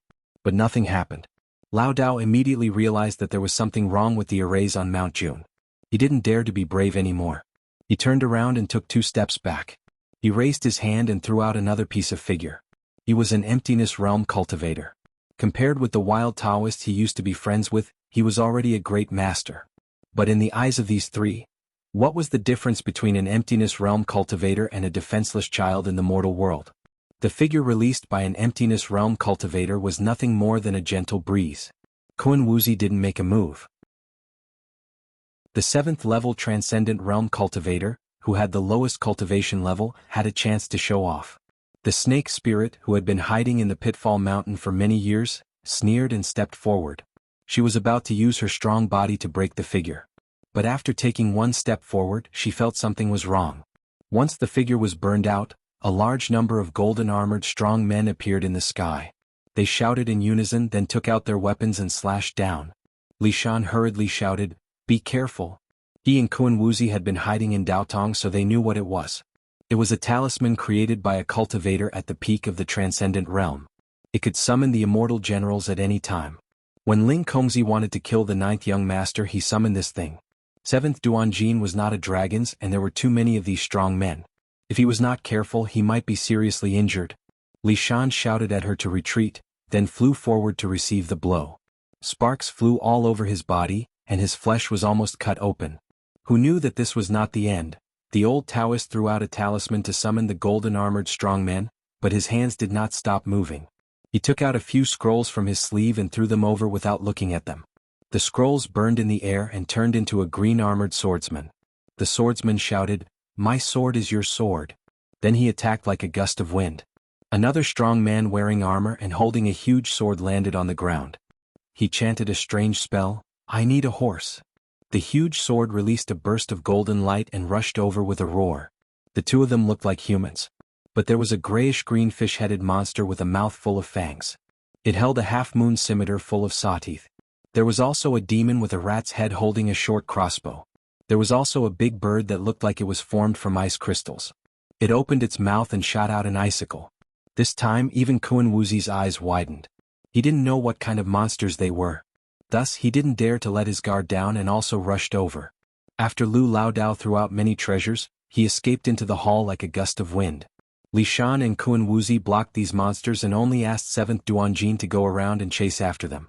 Unexpectedly, when they fought, they realized that the 5 aggressive monsters that appeared later were actually good to look at but useless. They were like mortals who had learned martial arts. The talisman of the true realm cultivator struck out, and it immediately turned into specks of light in the air. The dozens of golden-armored warriors, on the other hand, caused the two of them to expend some effort, but it only took them 3 breaths of time. The two were stunned for a moment and also chased after them. With Lu Laodao's cultivation, he wouldn't be able to summon those golden-armored strong men. It could be seen that these treasures were left for him by Li Yunxin. Although that Lao Dao's strength wasn't good, he was calm in the face of danger. Unfortunately, no matter how calm he was, he couldn't fight against a true state cultivator. Like a shooting star chasing after the moon, Kun Wuxia crashed straight into the hall of the middle hall. That old Taoist Lu still wanted to stretch his hand into his sleeves. Kun Wuxia chopped out with his hand, causing him to fall to the ground. When they looked around the hall, they saw a woman with a red helmet and armor staring at them with her eyes wide open. Without saying anything, a wave of spiritual energy shot over and caused her to fall to the ground. Everything happened in 3 breaths' time. At this time, 7th Duanjin had just entered the hall. Kun Wuxia threw the two of them to one side. "Go and find that red lady." Li Shan naturally didn't need his order. He went to the back door of the hall to look for her. After another quarter of an hour, he also brought Red Lady over. The man and the 2 demons on Mount June were all captured in less than an hour. This matter was exceptionally smooth. It was so smooth that Kun Wuxia felt it was a little strange. But when he looked at that Lu Lao Dao, although his meridians were sealed by spiritual energy and he couldn't move, he could still speak. This Lao Dao glared at Li Shan. After staring for a while, he gnashed his teeth and said, "You thief! Why did the restrictions on my Mount Dao lose their effectiveness?" "So it was you, thief." Kun Wuxia frowned slightly as he sized up these 3 people. Lao Dao appeared to be filled with righteous indignation, but the three flowers didn't say anything. His eyes turned around as if he was thinking about how to escape. At this moment the calmest one was Red Lady. She was thrown on the ground, leaning against a table in the hall. She narrowed her eyes and looked at Kun Wuzi, then at Li Shan. She said, "Do you know what you are doing?" Li Shan ignored her and carefully checked the hall with 7th Duanjin to see if there were any clues or arrays left by Li Yunxin. The two of them cooperated very well as if it had become a habit. Kun Wuzi smiled. "Of course I know. You are the princess of Dongting, the daughter of Lord Dongting." He pondered for a while and said, "We came here for these two people. The princess suffered an unexpected disaster. But Li Yunxin escaped. Does the princess know where he went?" Red Lady seemed to think for a while and looked at Lu Laodao again. Then she blinked. "Who are you?" Chapter 270. I am Kun Wuzi. He thought for a while and added, "Daodong's Langya Cave's High Master, Kun Wuzi." Red Madam raised her eyebrows. "I've never heard of him." Kun Wuzi laughed. "Princess, you don't have to be emotional. I know you like Li Yunxin, but I'm afraid you have to give him up now. Do you know how is Li Yunxin now?" As he spoke, he looked at Lu Laodao's reaction. Red Madam did not speak. He smiled and said in a deep voice, "Li Yunxin went to Pitfall Mountain. You and I both know about this. But what you don't know is that hatred also went there. And he killed Li Yunxin." As he said this, he saw the three captives looked at each other. Lu Laodao sneered. Kun Wuzi laughed again. "Why? You don't believe me?" Laodao raised his head and stared at him. "So what?" Kun Wuzi walked in front of him and looked down at him. "I know that the one who died was his incarnation. But I also know that his deity level is not in Dongting now. Now the Taoist priests of my cave are looking for him.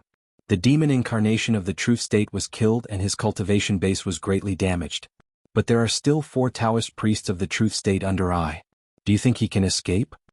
As he said this, he finally saw Lu Laodao's face showed a trace of loosening. He was angry earlier.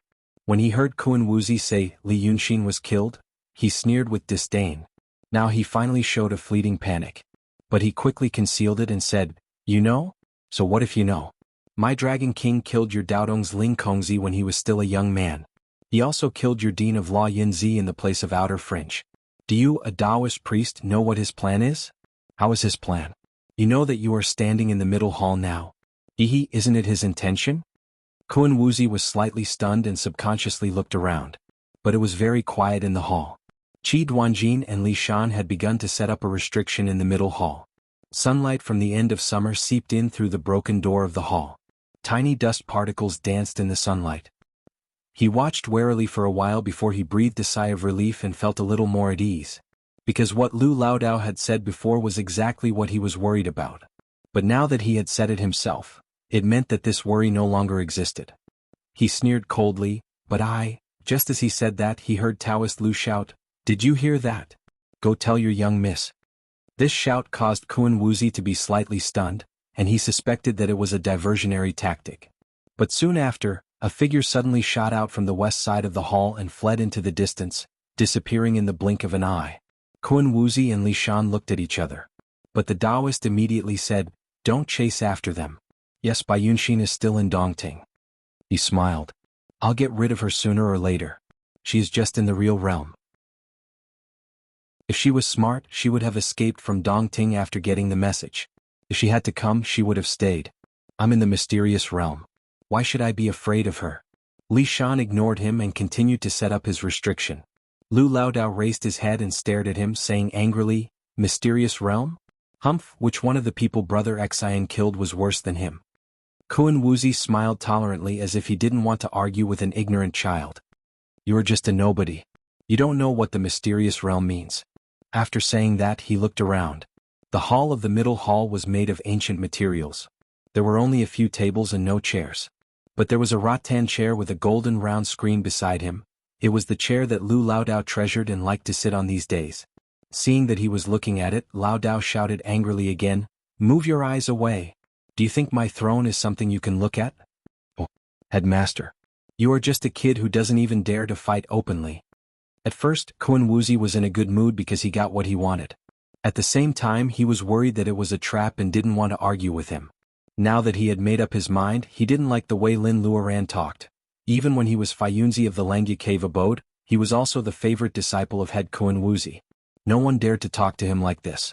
Therefore he sneered and walked to the chair. He watched Lu Laodao sit on it. Then he patted the armrest gently. I am treating you with courtesy. But if you don't know how to appreciate my kindness, let alone this chair, even your personal ability in life won't be yours in the future. The righteous path in the world is in Daotong and Kenzo. You are also a human, a cultivator. Now he was in cahoots with the demons helping the evildoers. How could he have a good end?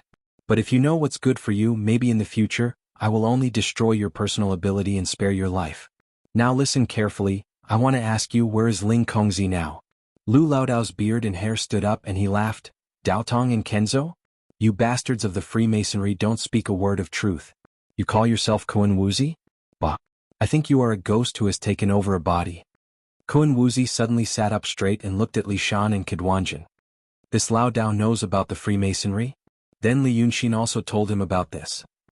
His face suddenly darkened and he widened his eyes. What else do you know? You have spies all over the world with ulterior motives? Lu Laodao stared at him.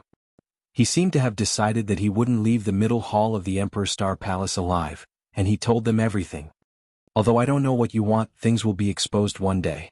For example, the three of you are ghosts of the Freemasonry, right? Ghosts, take over a body and then do some shady things. Do you think we don't know there are other people around Dongting besides the three of you? Brother Xian went to the Pitting Mountain to find the parasite there. You said he was killed? How do you know he didn't do it on purpose to draw others out? If you are smart, go out of Dongting now to save your fellows. If you are late, Humph, you will be killed by him. Kun Wuzi glanced at Kidwanjin. Kidwanjin thought for a while, shook his head and said in a low voice. He lied. Li Yunxin didn't know it before. I met him outside the Pitting Mountain cave and then fought with Evil King. If he knew I was in the Pitting Mountain, he wouldn't show his original face. Kun Wuzi nodded. He squinted again, staring at Lu Laodao for a while and smiled. It seems that you don't know much about it. Did Li Yunxin teach you these? Delaying tactic? Laodao glared at him. You can be arrogant here. It's not a loss for me to exchange my old and weak body for you guys. Brother Xian might have already killed a few of them by now. One is not a loss, too. I, Laodao, have earned a life. Kun Wuzi laughed. You old idiot. Do you know that there are only the three of us near Dongting? Where can your brother Xian go to kill? However, your flustered and exasperated look is quite funny. Let me guess. You are fearless in the face of death. Are you thinking that there are still people outside Dongting? Lu Laodao was slightly stunned. But he soon covered up the anger on his face and just stared at Kun Wuzi. You think you are smart? Kun Wuzi twirled his beard and smiled again. His eyes were full of sarcasm. I know you still have people outside Dongting. A rat monster, a rabbit monster, and a ghost. They were saved in front of I. What can three emptiness realms do? Dozens of cultivators under my command are also trying to catch them. Now they should be caught. Lu Laodao didn't say anything. He lowered his head and stayed silent for a while as if he was discouraged. But when Kun Wuzi planned to take advantage of the victory and pry open his heart, he suddenly realized that Kun Wuzi was whispering. Kun Wuzi frowned. What are you talking about? Lu Laodao raised his head and looked at him. What are your real names? The old man's face was a little weird. Kun Wuzi looked at him in confusion. Why do you ask this? You already know enough. Now answer this lord's question. Where is Ling Kongzi? But Lu Laodao turned a deaf ear to him and continued to say, Brother Xian killed one of your people. He called himself Qing Liangzi. Then, are there also Hai Liangzi, Li Liangzi, Pai Liangzi, and Peng Liangzi? Laodao smiled coldly. They are all your people, right? Kun Wuzi was stunned. Li Shan and Kidwanjin also stopped what they were doing and turned to look at Lu Laodao. They heard Laodao continue to sneer. So, do I know enough? Kun Wuzi was silent for a while and turned to look at Li Shan. You are right. That Li Yunxin really knows a lot of inside information. We should really catch him alive and ask him. Then he turned to look at Lu Laodao and smiled calmly. You really deserve to die. But even if you die, it can be considered as a worthy death. Among the mortals and low-realm cultivators in this world, it is indeed rare to see someone like you who knows so many secrets. So, I'm talking to you calmly, but you are so stubborn. Do you want to be like her? Kun Wuzi sighed softly and raised his hand. Suddenly, a mysterious light that was like a spider's web shot out from his finger. In the blink of an eye, it drilled into Red Lady's eyes. The scene that followed became somewhat terrifying. Those lights were actually tangible. They were like countless long worms wriggling under Red Lady's skin and flesh. They first invaded her face and then moved downwards. Then they went to her neck, chest, and finally into her clothes. Everywhere they passed, the skin and flesh seemed to have been plowed, becoming soft and loose. It was as if she had aged several decades in an instant and turned into an old woman with sagging skin. This scene was already terrifying, so the pain that the person being tortured felt should be even more terrifying. Kun Wuzi narrowed his eyes and looked at Lu Laodao as he said slowly, "First, it drilled under your skin, burrowing into your flesh again. When it reaches your flesh, it plows through and runs into your bones. But my mystic light is spiritual energy. Although you will suffer, it will also nourish your body. That was why he could make you feel so much pain on one side but not kill you on the other. Just keep an eye on her." After that, he just stared at Lu Laodao fiercely, waiting for him to feel the pain that Red Lady was about to let out. However, after a quarter of an hour, there was no sound at all. Kun Wuzi was stunned and turned to look at Red Lady. The princess of Dongting looks at him calmly. "My father's means. He's much smarter than you. This level. Are you playing around?" Kun Wuzi was dumbfounded. Lu Laodao laughed out loud and looked at him from the corner of his eyes. "Which one of us is afraid of death?" Kun Wuzi immediately fell silent. Then, with a wave of his hand, he withdrew the mysterious light from Red Lady's body. "I see. Since you're not afraid of death, I won't let you die for now. I want you to watch them die." As soon as he finished speaking, he waved his hand again. A blade-like spiritual energy was spat out with a buzz. The next moment, blood shot up to the sky. With a thud, Sanhua's head fell to the ground. After a long time, Lu Laodao turned his head and stared at Sanhua's headless body slowly leaning on him. The blood that flowed out from the broken neck quickly soaked half of his body. It was indeed warm blood, not an illusion. Kun Wuzi observed him in silence. Then he smiled at Li Shan. "It seems that this Li Yunxin is really not here. Or he doesn't care about these people as much as we think. He still doesn't show up now. Do you think it's the former or the latter?" Li Shan and the snake spirit finally finished setting up the restriction in the hall. They walked over and stared at old Taoist Lu for a while before saying, "Looking at this old thing's appearance, he isn't faking it." As he spoke, he casually grabbed something in the void as if he had caught something. "But you only destroyed the demon's body, and the ghost is still there. I should have destroyed the Yin soul as well to avoid trouble." He frowned and turned to look at his hand. "What method did this demon cultivate? I can't crush the ghost?" Chapter 271. Kun Wuzi turns his head and glances at him. "After all, you cultivate the demon's path and advance to the real state with the power of wish. It's normal for you to meet a demon who cultivates the heterodox path before your realm is stabilized." As he says this, he casually grabs the ghost from Li Shan's hand. "Keep it for now. I'm still making a furnace of Huangya bolus on Mount Yunshan. It's good to use it to open the bolus. Old thing, do you understand now?" Kun Wuzi smiles at Lu Laodao. "Don't underestimate my determination to kill." Lu Laodao's anger seems to be overflowing. He looks at Kun Wuzi and suddenly closes his eyes. "Then kill me too. Brother Xen will let you die 100 times more miserably." Kun Wuzi sneers. "Okay. I'll fulfill your wish." As he says this, he suddenly waves his hand. With a swish, his spiritual power shoots at Lu Laodao's ear like a sword. However, it doesn't penetrate his head and only scratches his ear. He actually didn't die. However, Lu Laodao doesn't open his eyes and doesn't look like he just survived a disaster. Instead, he grits his teeth and says, "What? You don't dare to kill me?" Kun Wuzi ignores him. He looks at Li Shan and finally lets out a long sigh. Li Yunxin really doesn't seem to be in Dongting. That's good. Kun Wuzi is really relieved. He reaches out his hand and rubs his forehead, then says, then immediately, but halfway through his words, a talisman in his sleeve suddenly vibrates crazily. This is a purple talisman. Yunzi used this talisman to talk to Kun Wuzi before the battle with Li Yunxin in the city of Wei. Now Kun Wuzi also hides a few in his sleeve. He knows that this is a message from the Taoist priest stationed in the city of Wei. Also, this message must be very urgent, otherwise who would be willing to use this thing? He immediately frowns and takes out the talisman and burns it. Then a swaying figure appears in the void. This figure opens his mouth and says, "Headmaster, Li Yunxin is here." The three raiders in the hall looked at each other. Kun Wuzi said seriously, "Is it really Li Yunxin? In city of Wei?" Tell me in detail, don't rush. The shadow was a Daotong cultivator. His tone seemed to be slightly frightened. He just arrived and he's still cursing outside the city. Before he left, he instructed us not to act rashly if we see Li Yunxin, and to call for reinforcements. We did the same thing, but at that time, our 3 shitty were patrolling the spell formation outside the restriction, so the demon got nothing and captured them all. When I received the news from within the city, I brought some people over to take a look. It was indeed the person the Holy See had spoken of. Right now, Kun Wuzi interrupted him. What do you think about Li Yunxin? Who paused for a moment, then said, he was very arrogant, only cursing outside, telling us to go out and die.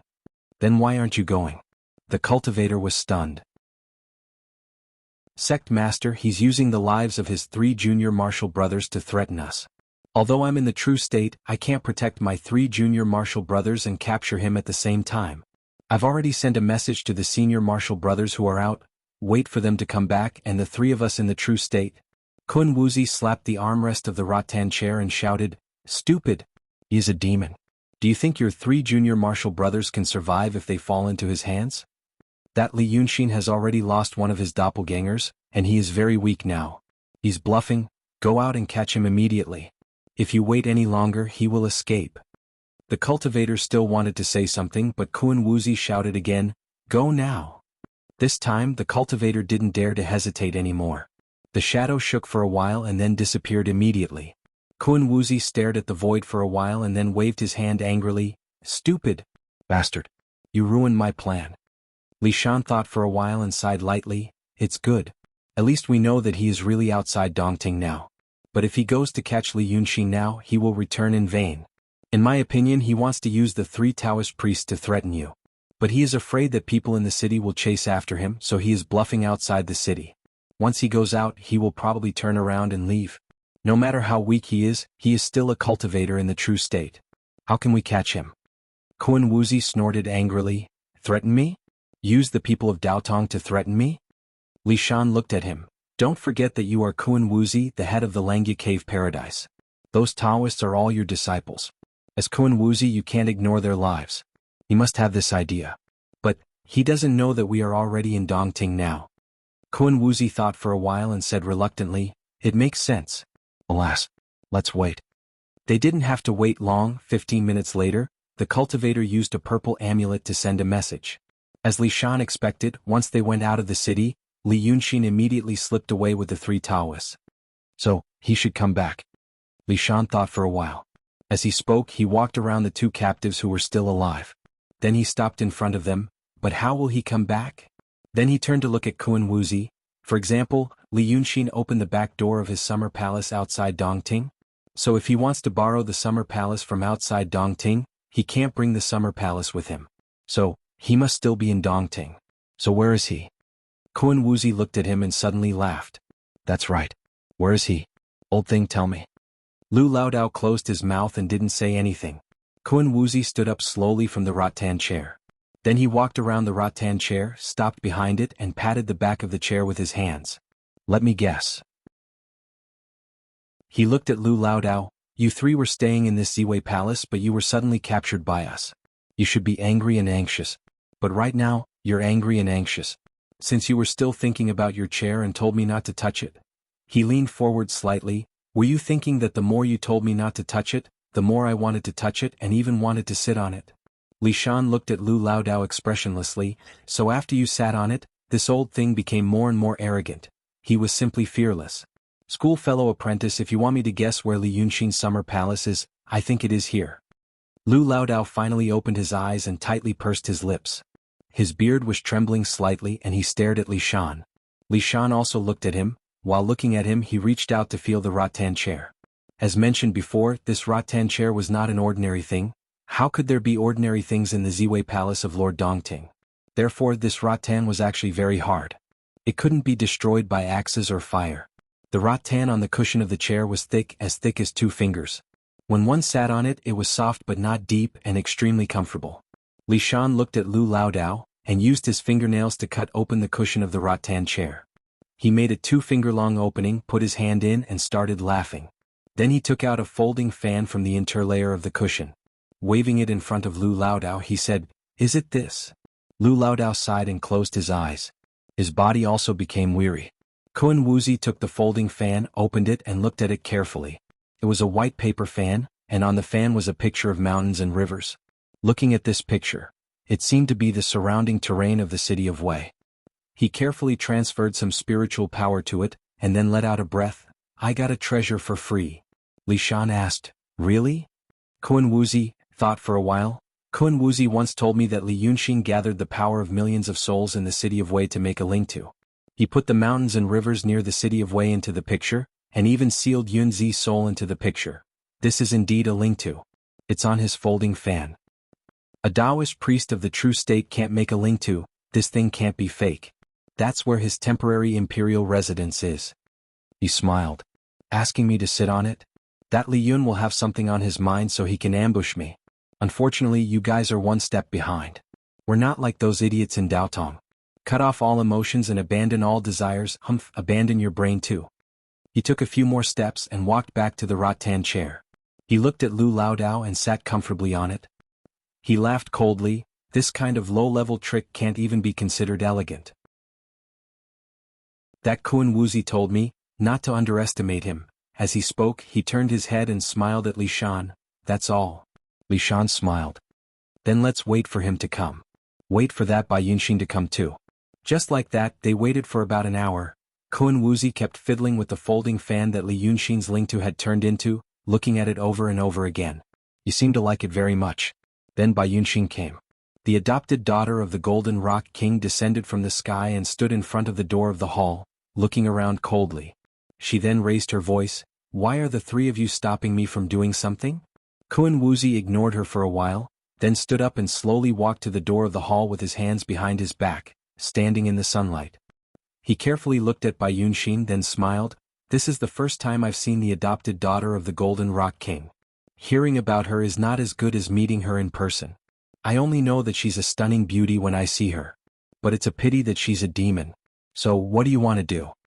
Bai Yunxing frowned because of his frivolous words. However, she subconsciously looked into the hall and didn't take another step forward. I'm here on the orders of the Golden Rock King to retrieve the dragon soul and stay on Mount June. Since you guys are here to cause trouble, this is also my business.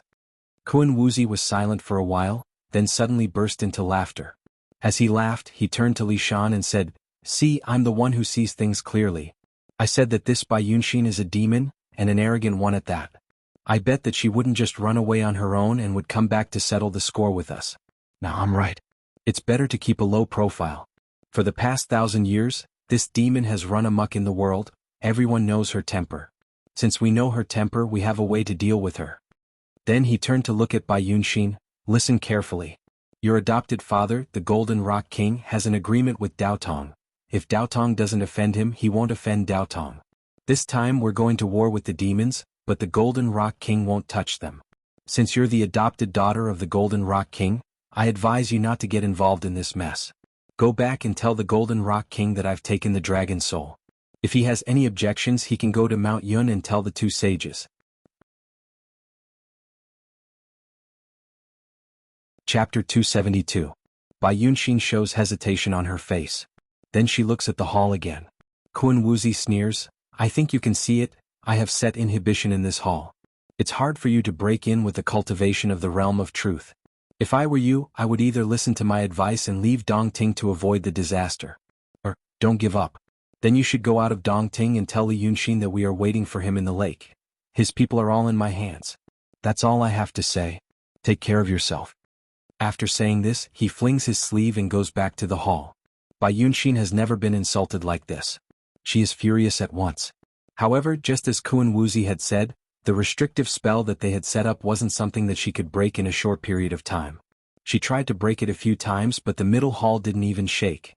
Instead, she almost got devoured by the power of the restrictive spell. After struggling for a quarter of an hour, she finally runs away with anger. Seeing that she disappears in the sky, Kun Wuzi breathes a sigh of relief and opens the folding fan in his hand again. Li Shan is stunned and asks him, You really let her go like this? If she really goes out of Dongting and finds Li Yunxing? Kun Wuzi smiles and shows him the folding fan in his hand. As I said, we got a treasure for nothing. Take a look. Li Shan's eyes fall on the fan. At first glance, it is just an ordinary picture of mountains and rivers. But after looking at it for a while he finds the subtlety of it. Something is moving. This is a Lingtu. It is the first time for me to see it.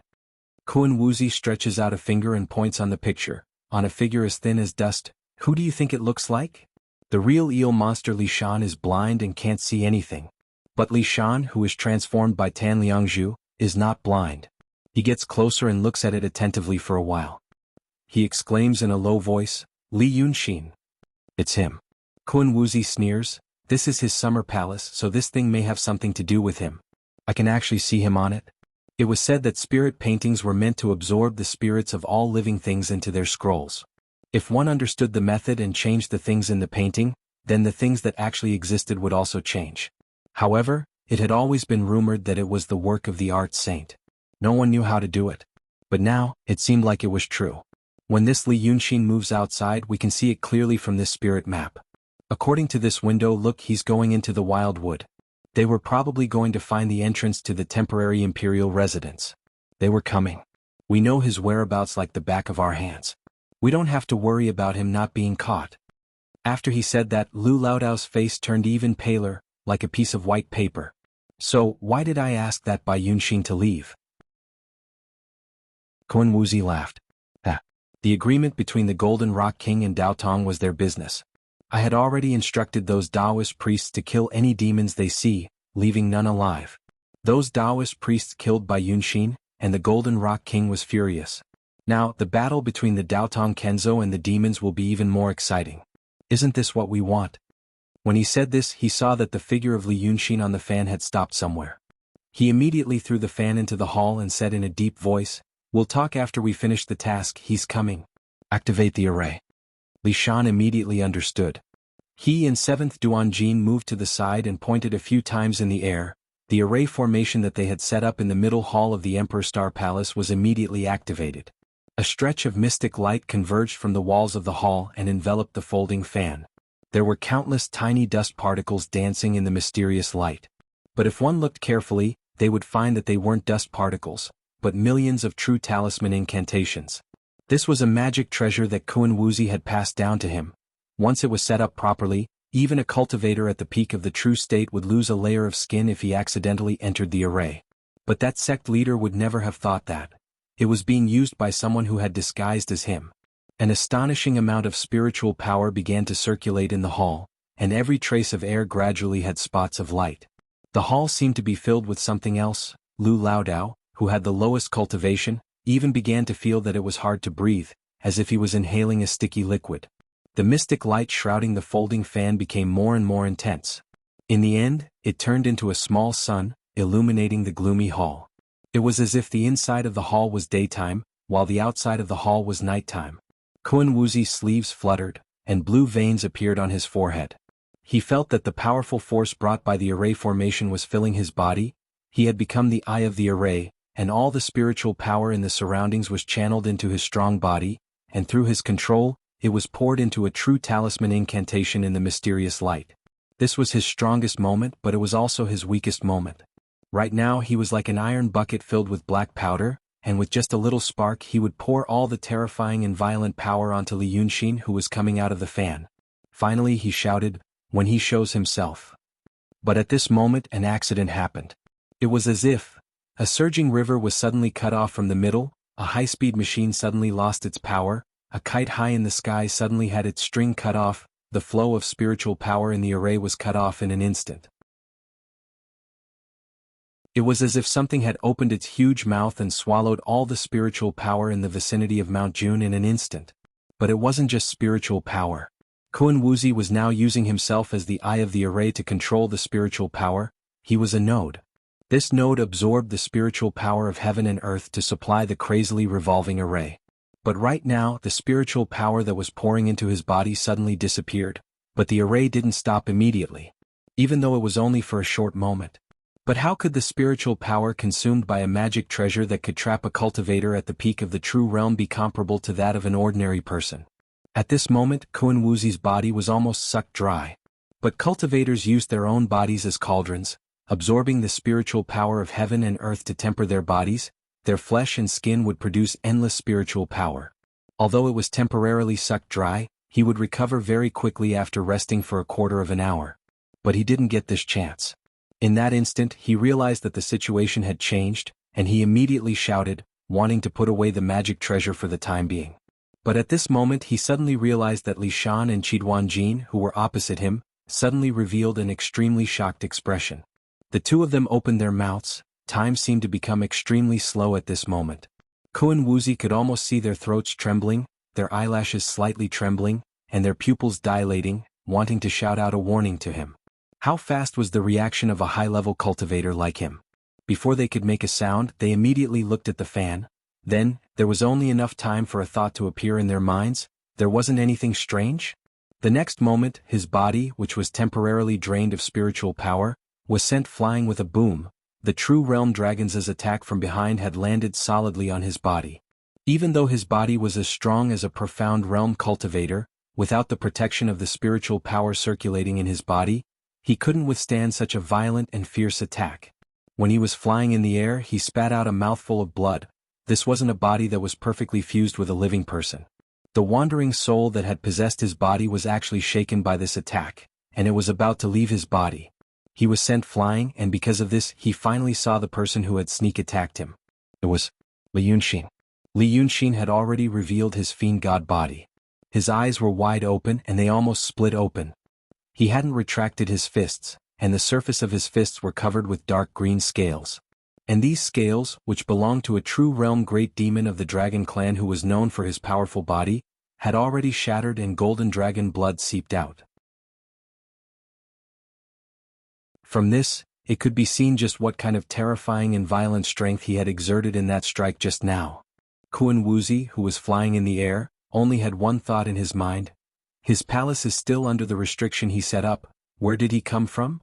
This shameless demon. Wait for me to take this. But there wasn't even the word take this. After Li Yunxin sent him flying, he immediately loosened his fists and grabbed the air, and a green iron chain appeared in his hand. Then he shook his wrist again, and the iron chain suddenly expanded, wrapping around the wandering soul that had possessed it, and pulling him out of his body. At this moment, Li Shan and Qi finally reacted, and they shouted as they tried to snatch Li Yunxin's iron chain. But Li Yunxin didn't panic. His right hand used the iron chain to bind the wandering soul, and his left hand drew a few strokes in the air at a speed so fast that it couldn't be seen clearly. The entire hall immediately let out a buzzing sound. The restriction they had set up in the hall earlier exploded with a dazzling golden light, and then a terrible feeling of sluggishness and helplessness descended. The two demons suddenly stopped in the air, and then they realized that the spiritual energy in their bodies was depleting at a frightening speed. The scene where they sucked Fu Liangliang dry just now appeared again. This demon, Li Yunxin, laughed coldly and shouted, "Scram!" With a kick, he sent the two demons flying back, and they rolled on the ground 3 times before they could barely stop their bodies. When they got up again with their incomparably heavy bodies, they saw that Fu Liangliang was tightly bound by the iron chain in Li Yunxin's hand, and he couldn't move at all. And at this time, Li Yunxin returned to his human form with a thick fog. He first kicked Fu Liangliang's wandering soul to the ground, then turned around, and plucked the round jade screen embedded in the back of the rattan chair.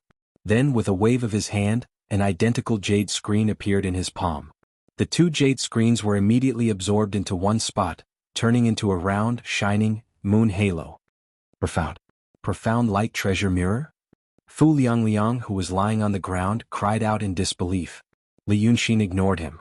He first walked over to pick up the headless body of Triflower and looked at it, then put it down. Then he patted Lu Laodao and Red Lady's bodies, unlocking the spiritual energy in their bodies. He first asked, "How many of them are outside?" Lu Laodao took a few deep breaths, and stood up with the help of Li Yunxin's hand. They said just now there are only these 3, no more. Okay. Li Yunxin then helped Red Lady up, and then turned to look at Fu Liangliang. After looking for a while he sighed. Old Lu clearly said, "It was me who set up this trap to lure you out. Why don't you believe me?"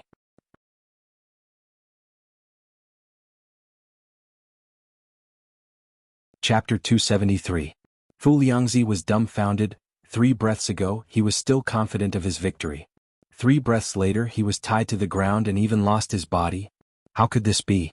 But Li Yunxin did not care about what he was thinking at this moment. Instead, he walked to the body of Kun Wuxia, and reached out to search it. After searching for a while, he took out something and threw it into the void. That thing immediately cried out, "Ah! Damn it! My body! Kill! Kill!" Li Yunxin sighed with heartache. "It took a lot of effort to create such a body, you are really ruthless." As he spoke, he walked to Fu Liangzi's side and gave him a few more kicks, not on his body but on his face. It was clear that his heart was completely black. Logically speaking, one would not be able to touch such a wandering soul without using spiritual energy. But how could the thing Li Yunxin used to tie him up be an ordinary thing? When Bai Yanjun appointed him as a young realm judge, he gave him the soul-hooking iron chain. It was used to capture ghosts. Once tied up by this thing, there was nowhere to hide. Even a ghost would have to show itself. Now that she had shown herself, Li Yunxin wasn't just stepping on his face, she was stepping on his soul. How could Fu Liangzi endure this kind of terrible pain? The shocked thoughts in his mind immediately flew to the sky, and he screamed in pain, looking extremely pitiful.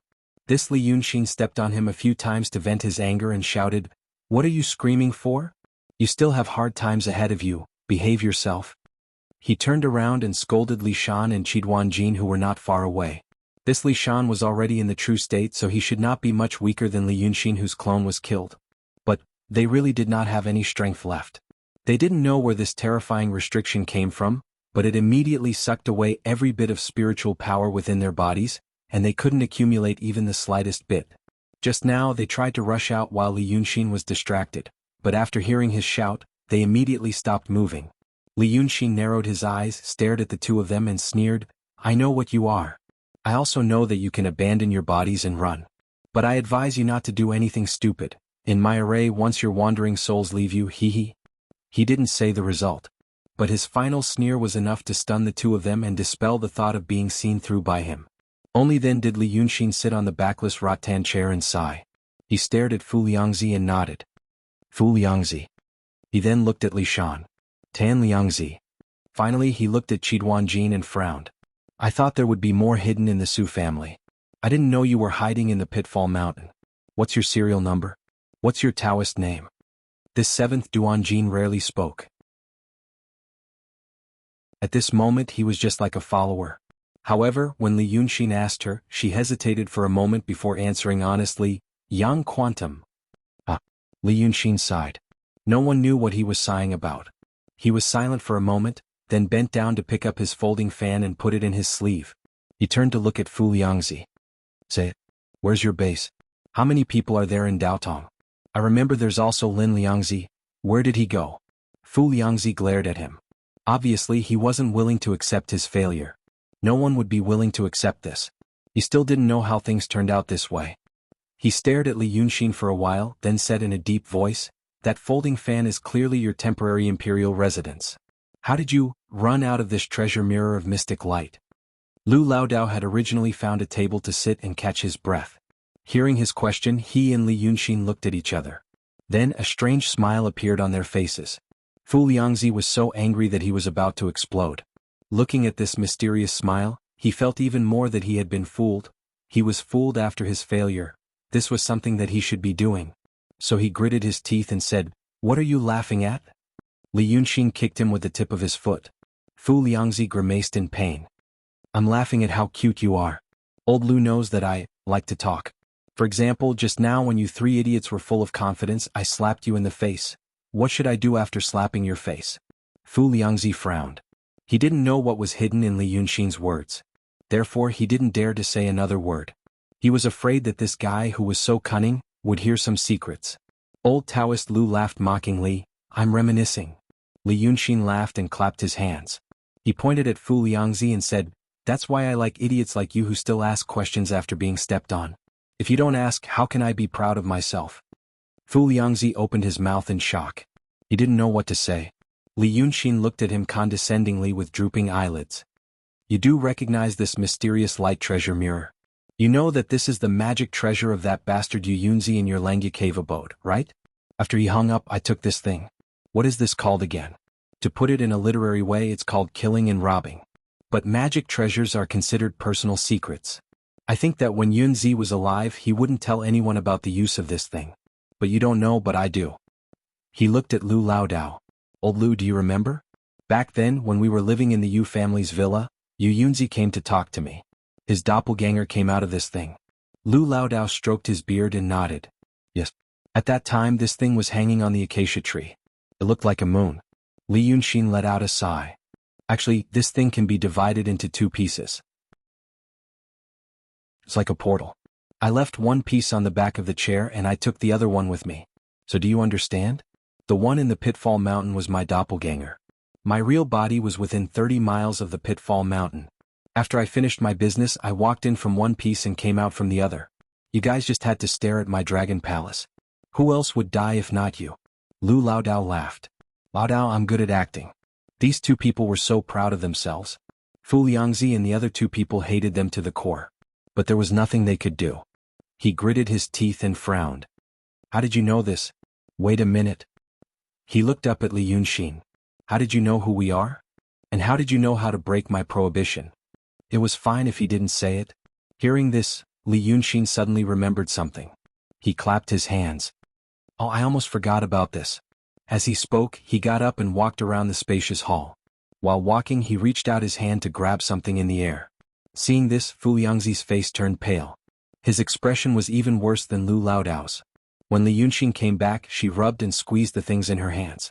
Then she said hoarsely, How did you know about this? But Li Yunxin concentrated on kneading the air in his hand. After kneading it for a while, he sighed and took out the folding fan from his sleeve. He put it next to his ear and asked, How did I get this thing? There seemed to be a reply from the fan. He smiled. I got it. Then he stared at the empty palm for a long time. Pointing with his fingers, he said, Cloud, come. As soon as he said so, a small cloud gathered in his palm. It looked like an auspicious cloud. This white, soft and cute little thing floated in his palm. It trembled slightly due to the movement of the air. It was as if the cloud in the sky had shrunk by 1,000 times and was now controlled by someone. Fu Liangzi's face was ashen. But Li Yunxin looked like he had obtained a precious toy. Then he took out the mysterious light treasure mirror from his sleeve. He muttered something as if he was repeating some unfamiliar steps. At the same time he pointed at the treasure mirror. Then he threw the two into the air. Go. The mysterious light treasure mirror and the white cloud immediately fused together. Beside the golden halo of the moon was a floating cloud, quietly floating in the hall. The soft light it emitted filled every corner of the room. It was as if it was the Mid-Autumn Festival. Colorful clouds accompanied the moon. Fu Liangzi was dumbfounded for the umpteenth time. Li Yunxin became even more arrogant after getting a bargain. He said proudly, Kun Wuzi and Yunzi are the most important. So he took this treasure apart. The moon wheel became the mysterious light treasure mirror and was passed to Yunzi. The colorful cloud became the mysterious light fog and was passed to you. Unfortunately, the two of you are not up to expectations. In the end I got it. Now let me tell you, this thing combined into one is called Foglock Toad Palace. It is the top treasure of your Langya Heavenly Grotto. It was personally made by the book saint. He paused for a while and looked at Fu Liangzi. So, do you feel even a little guilty? Kun Wuzi's character is not bad. He thought so highly of you but you killed him without saying a word. Fu Liangzi was silent for a while, then said hatefully, We all serve different masters. Today I was just careless. And I sneaked into Daotong. This kind of thing. There is no right or wrong. Li Yunxin frowned and stared at him for a while. My friend, your values are not right. He did not harm you and treated you very well. Now you say there is no right or wrong. Fu Liangzi didn't want to continue this topic. He turned his head and sneered, You really talk too much. Since you have so much to say you might as well say it. How did you break my restrictive spell? Li Yunxin curled his lips and looked at him with disgust. How can you ask such a stupid question? Do you know how Yunzi died? That day he also set up a spell in the city of Wei, but he didn't know that his spell was in my spell. Like you, he used the method of Daotong, using his own body as the eye of the spell to guide the spiritual power of Qi.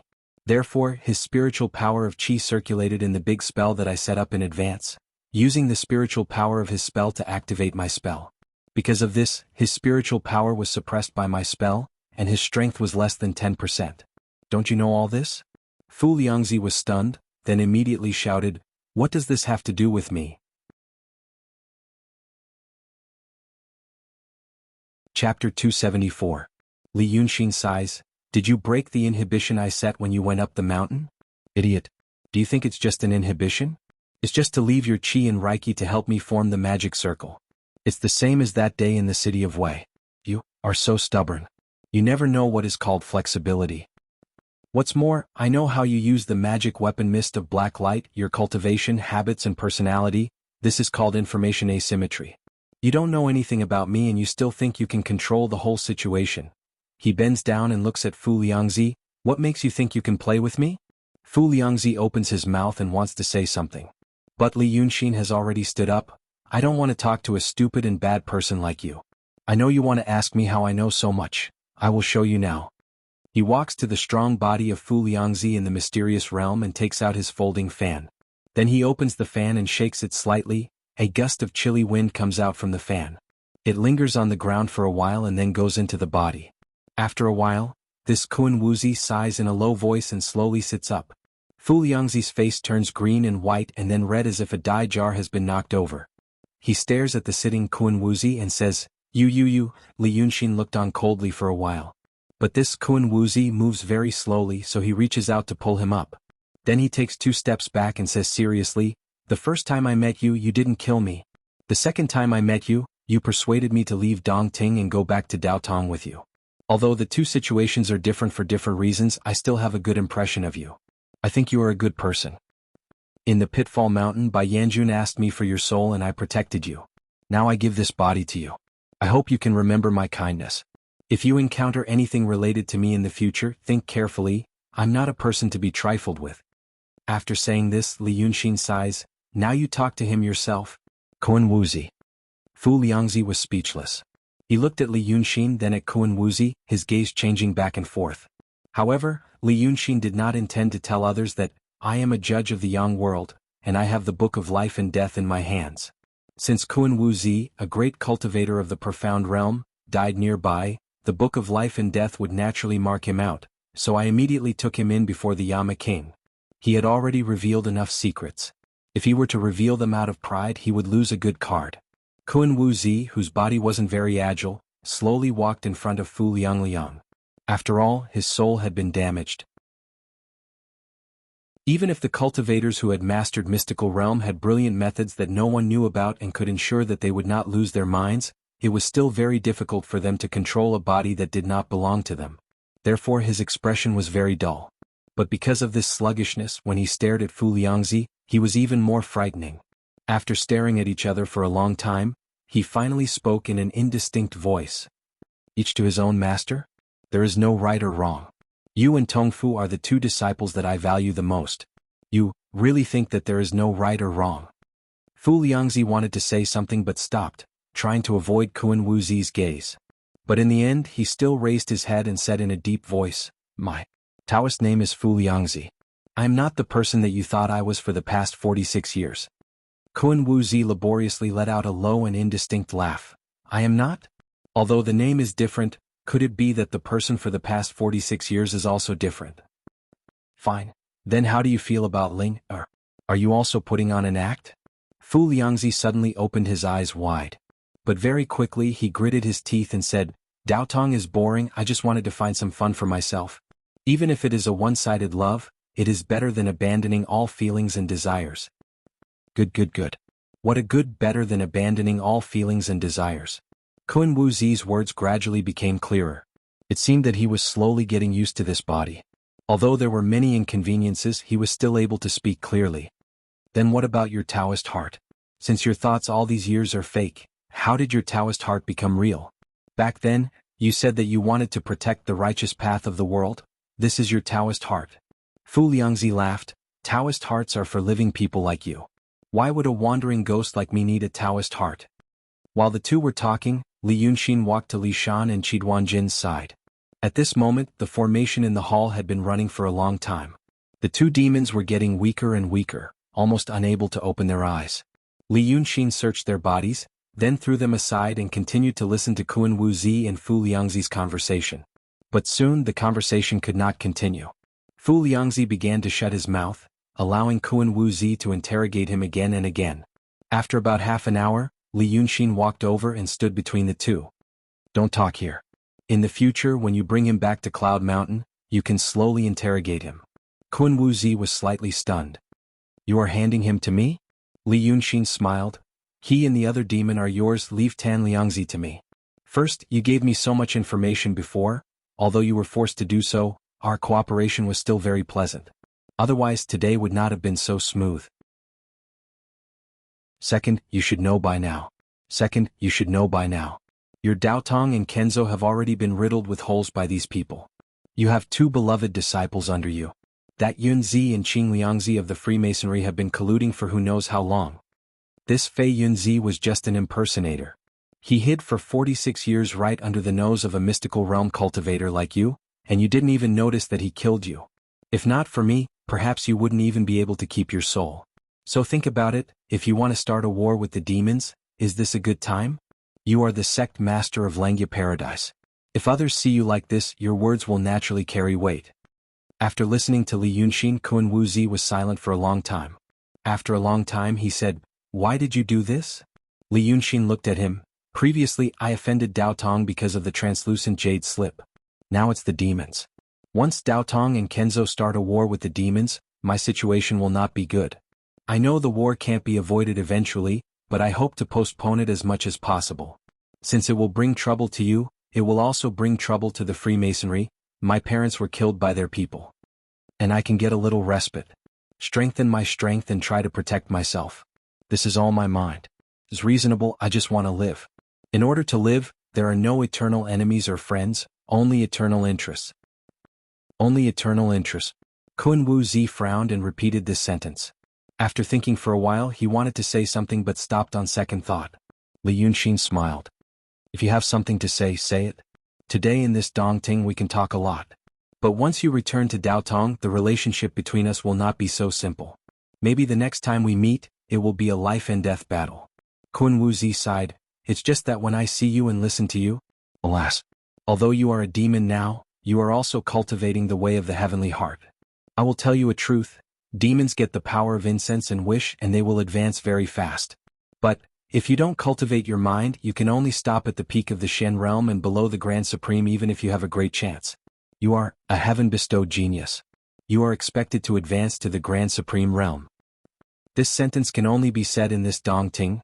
I don't want you to waste the blessing. You are already in the true state. Do you have the Taoist heart? Li Yunxin looked at him for a while and smiled softly and sincerely. I understand this truth. He thought for a while and said seriously, but I am also a lonely ghost. Kun Wuzi thought for a while because of his words, but he didn't understand the deep meaning. He sighed and didn't say anything else. He just said, okay. Then, let's say goodbye. After saying that, he felt in his sleeve and took out a small lantern. He looked at it and sighed, it's also something I gave him. Then he tried to use Reiki, and the lantern immediately emitted bright colorful light. Then he pointed at the quantum of blessing on the ground. Li Yunxin untied the iron chain. The wandering souls of the Freemasonry were immediately sucked into the lantern and no longer made a sound. Then he walked to Li Shan and pointed at her. The eel monster's body also stopped moving at once. The Taoist of the Shen realm collected the two souls, nodded slightly to Li Yunxin, and walked to the door of the hall. But when he was about to go out, he heard Li Yunxin said calmly, "Hey, there is one more thing." Kun Wuzi stopped and turned around. Li Yunxin looked at him. You killed all the people in the city of Wei. I lived in that city for a few months and I have some feelings for it. Kun Wuzi frowned and looked at him. Those are all secular people. But you are a demon. Demons won't do these things like me. Li Yunxin tilted his head. Besides, some of my people are from the Yu family in the city of Wei. You probably don't know the Yu family. But his family was destroyed because of you. If I don't help him, I will lose face. Besides, Daotong said that he wants to take care of the people. The people in the city of Wei are also a part of the people. Daotong also said that he represents the world of righteousness. But if he doesn't take it seriously, I will be very disappointed. Kun Wuzi looked at Li Yunxin in confusion.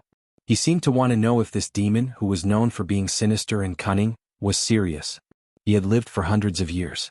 Although he didn't experience the ways of the world like the secular people, he still knew how to read people's expressions. And because of this, he was even more confused. Because he felt that this Li Yunxin was really sincere. The two looked at each other for a while and Kun Wuzi suddenly looked up at the sky. The sky was blue and there were a few white clouds. The late summer sun was shining down warmly on his new body. Then Kun Wuzi, the head of the Langya cave, turned his head and said to Li Yunxin, I understand. Go back to Yunshan and settle these things. I will go to the stone room and destroy my cultivation. If the heavens still care for me, I might be able to cultivate again. If I feel that it is not enough, I will die as a secular person. I swear on my Tao heart. Li Yunxin nodded. Have a safe journey. Kun Wuzi turned and left. Chapter 275. Li Yunxin watched him disappear at the bottom of the stairs before turning around. Seeing Lu Laodao, he was a little stunned. Did you ask him to leave just like that? Isn't there? Oh, you mean Shanji and the sheriff. Li Yunxin thought for a while. We can't solve it this time. He turned around and walked back into the hall, sighing, it's enough. We'll keep the treasure. He pointed at the magic treasure Fog-Lock Toad Palace that was still hanging in the hall. Not just this magic treasure but also the things that happened before. Scheming against Ling Kongzi, killing Yunzi. Although they were forced to do these things, they won't talk about right or wrong in Daotong. I was the one who killed and crippled them. They also want the translucent jade scroll which is in my hands. There's no reason to talk about this. They're strong so they want to take it. But now that Kun Wuzi has returned, these things can be put aside for the time being. Let's say, we're taking a step back. I know some secrets in Daotong and they have our people in their hands. Let's make our own bargaining chips. Let's take it as a condition that both sides agree on. They won't give in on this condition, so let's not mention it. But as long as we have some value and deterrence outside of Daotong, they won't have a bad time in Yunshan. Li Yunxin thought for a while, because I found a more terrifying enemy for Daotong and Kenzo. The Freemasonry. The demons are external enemies to them, but the Freemasonry has been lurking inside for who knows how long. But, there will be a chance. They're my people, they won't just sit back and do nothing. Lu Laodao thought for a while then sighed, you're right. But I don't know how the two kids are doing. Li Yunxin's expression didn't look happy either. But he was silent for a while, then walked towards the paralyzed Li Shan, saying as he walked, let's solve the matter in front of us first. After getting rid of Daotong's people, there was still hatred in Pitfall Mountain. However, since this person has fallen into our hands, he should know a lot of things. Alright, now let us ask this snake demon girl, what has she dug out after lurking in the Pitfall Mountain for all these years? He said as he walked. But just as he arrived in front of Snake Spirit 7 Duanjin, he suddenly stopped, as if he had sunk into deep thought. Lu Laodao knew that he was a schemer, so he didn't mind. She just had to wait for him to think it through before speaking. However, this wait lasted for a full quarter of an hour. Then Laodao realized that something was wrong and hurriedly walked to his side to take a look. With just one glance, he immediately stood between the Snake Spirit and Li Yunxin, so that the latter wouldn't notice anything amiss. Li Yunxin's eyes were motionless. It was as if his soul had been taken away by something. Li Yunxin found that the scene in front of him had suddenly changed. Just a moment ago, he was still in the main hall of the Emperor Star Palace. The hall was illuminated by the gentle light of the Mist-Locked Toad Palace. But the next moment, his vision suddenly went black. He appeared on a snow-white platform. The sudden change caused him to tense up his muscles and almost use the sword array he got from Yunzi. But in the next quarter of an hour, nothing happened. In fact, it should be said that there was nothing, except for the platform under his feet. He didn't know what this platform was made of. In this era, to say that an item was not made of gold or jade meant that the material was rare. But Li Yunxin wasn't completely a person of this era, he had broader knowledge. But even with his knowledge, he couldn't figure out what was under his feet. It looked like a cloud that was frozen by some kind of power and then flattened. There was no sense of touch when stepping on it, as if stepping on empty air. But he knew that it was carrying him so that he wouldn't fall. And around him was endless darkness. The platform was a huge circle, even bigger than the main hall of the Emperor Star Palace, and it was also emitting a misty light. But outside this platform, any light was swallowed, and not a trace of it could escape. There was no feeling of warmth or cold. The space was so quiet that he could hear his own heartbeat and blood flow. This silence lasted for a long time, and he felt panic for no reason, as if his body was abandoned and stripped away by the whole world.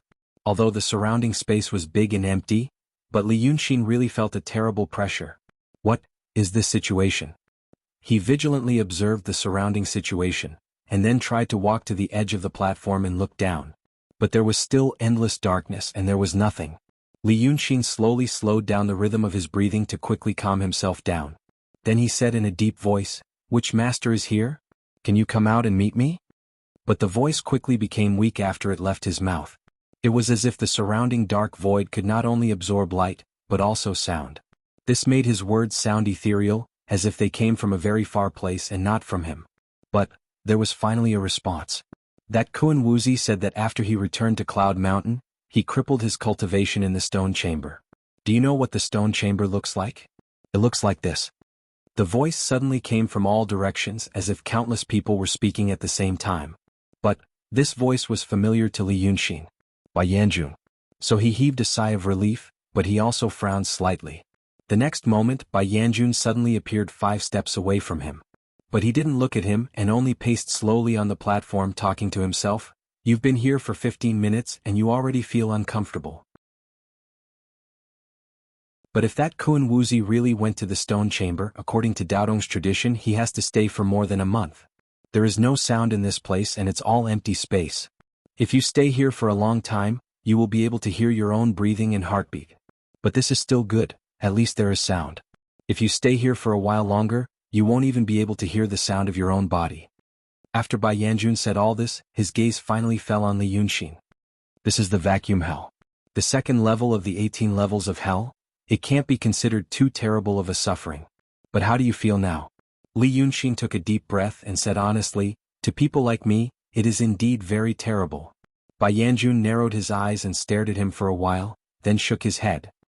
His face didn't have the lively expression that he had when they met previously, but became serious and solemn. Before you, there were 63 people who came here. Some stayed here for a day, some stayed for a month, and some stayed for a year. As Bai Yanjun spoke, he slowly walked towards him and looked at him calmly. They were all disobedient, so we had to use this method to make them behave. And then 12 died. Some of them died in a month and some of them lasted almost a year before they died. Among them, some didn't have as much cultivation as you, and some were much stronger than you. But to tell the truth, this monarch really didn't want to see you here.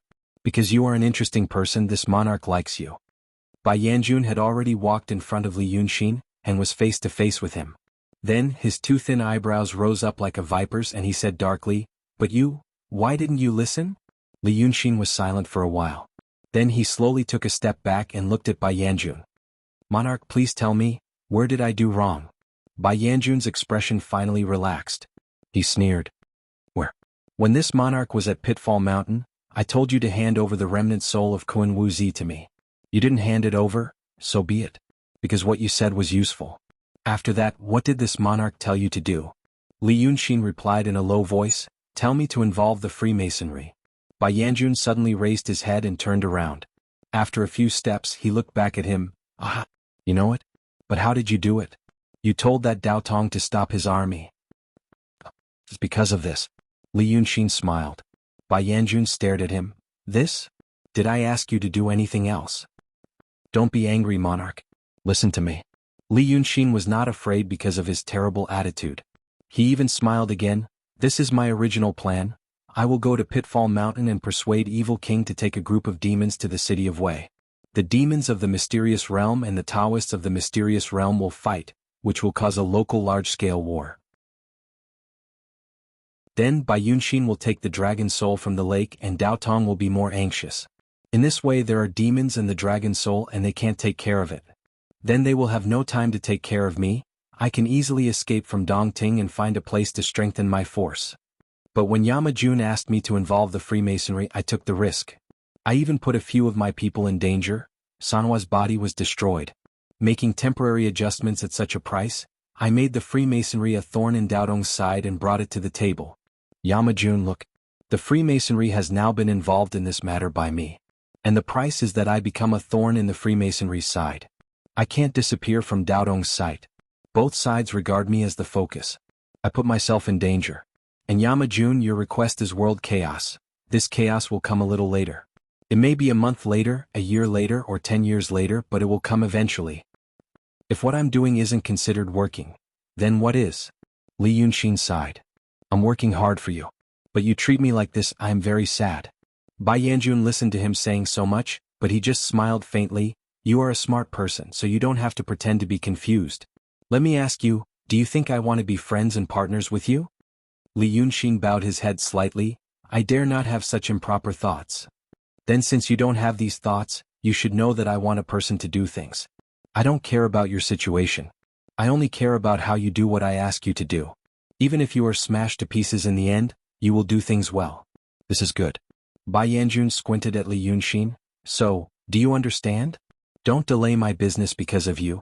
Li Yunxin was silent for a while and looked up at him. What happened? The current you is very different from the previous you. Bai Yanjun's face didn't change, but he became silent. Li Yunxin thought for a while and showed a sincere and serious expression on his face. You were not like this before. I mean, I don't expect to be friends or partners with people like you. But at least we used to get along well, whether it was because I was being careful and deliberately or you knew it but enjoyed it. Generally speaking, we used to be very happy when you helped me and I helped you. But since Pitfall Mountain, I think you became anxious. There are many things I don't know, but there is one thing I think I can guess a little bit. You said there were people like me before me. You also wanted them to do things for you, but in the end, they didn't succeed. I thought about it, and I think the one who was closest to me is the art saint. Li Yunxin looked at Bai Yanjun. According to the legend of Daotong and Kenzo, the art saint turned into a demon 1,000 years ago. I guess he probably wanted to do things for you, to provoke a war between the demons and the world's Taoist sections. But because of some reasons he failed. So you see, the art saint made it to the position of the three sages but still failed. Li Yunxin sighed and spread his hands, and I am still in the true state. I know you must be rushing me because of some urgent matters. But the problem is that I think I have luck, ability and talent, even you said you like me very much. In that case, I'm probably the most suitable person in your hands right now. Hurry, hurry, hurry, hurry. Once I mess things up, where can you find a good employee like me? Li Yunxin looked at him. And whether you want me to do things or risk my life, you need to give me a goal or a plan. Even a donkey needs a carrot to pull the mill. You told me before that you have two threats. One is an ancient demon and the other is a true demon. Can you tell me a little? Bai Yanjun was silent for a while and then sneered. How dare you? You actually guessed the art saint. But let me tell you, your guess is not all right. As for the ancient demon and the true demon, it's not something you should know. Well, it's not something you should know now. But the art saint left something in the Pitfall Mountain. Li Yunxin frowned. What is the skeleton in the bottomless pit under the Pitfall Mountain? I believe the art saint's arrangements were all for the sake of the skeleton. Besides, you have to know that hatred and evil king may be outside the Dongting to make trouble for me. If I fight with them later and break the skeleton, it doesn't matter, right? Bai Yanjun suddenly raised his eyebrows. How dare you? But Li Yunxin was not afraid. Instead, he smiled slightly. So, the skeleton really has something to do with the ancient demon and the true demon? Bai Yanjun stared at him. After a while, the serious indifference on his face finally melted. He sighed deeply. Alas. You are such a troublesome little devil. Benjun, why can't I put down this face with you? Because I have to know that what I am doing now is not evil like destroying the world. It's not a happy thing to dig my own grave. Li Yunxin said with a gentle smile. And you see, it's better to talk like this than when you played the bad guy. I really thought you were going to keep me here for a month.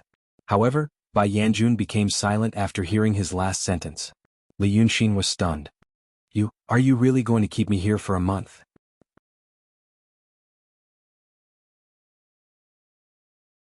Chapter 276. Bai Yanjun looked up at him but didn't say anything.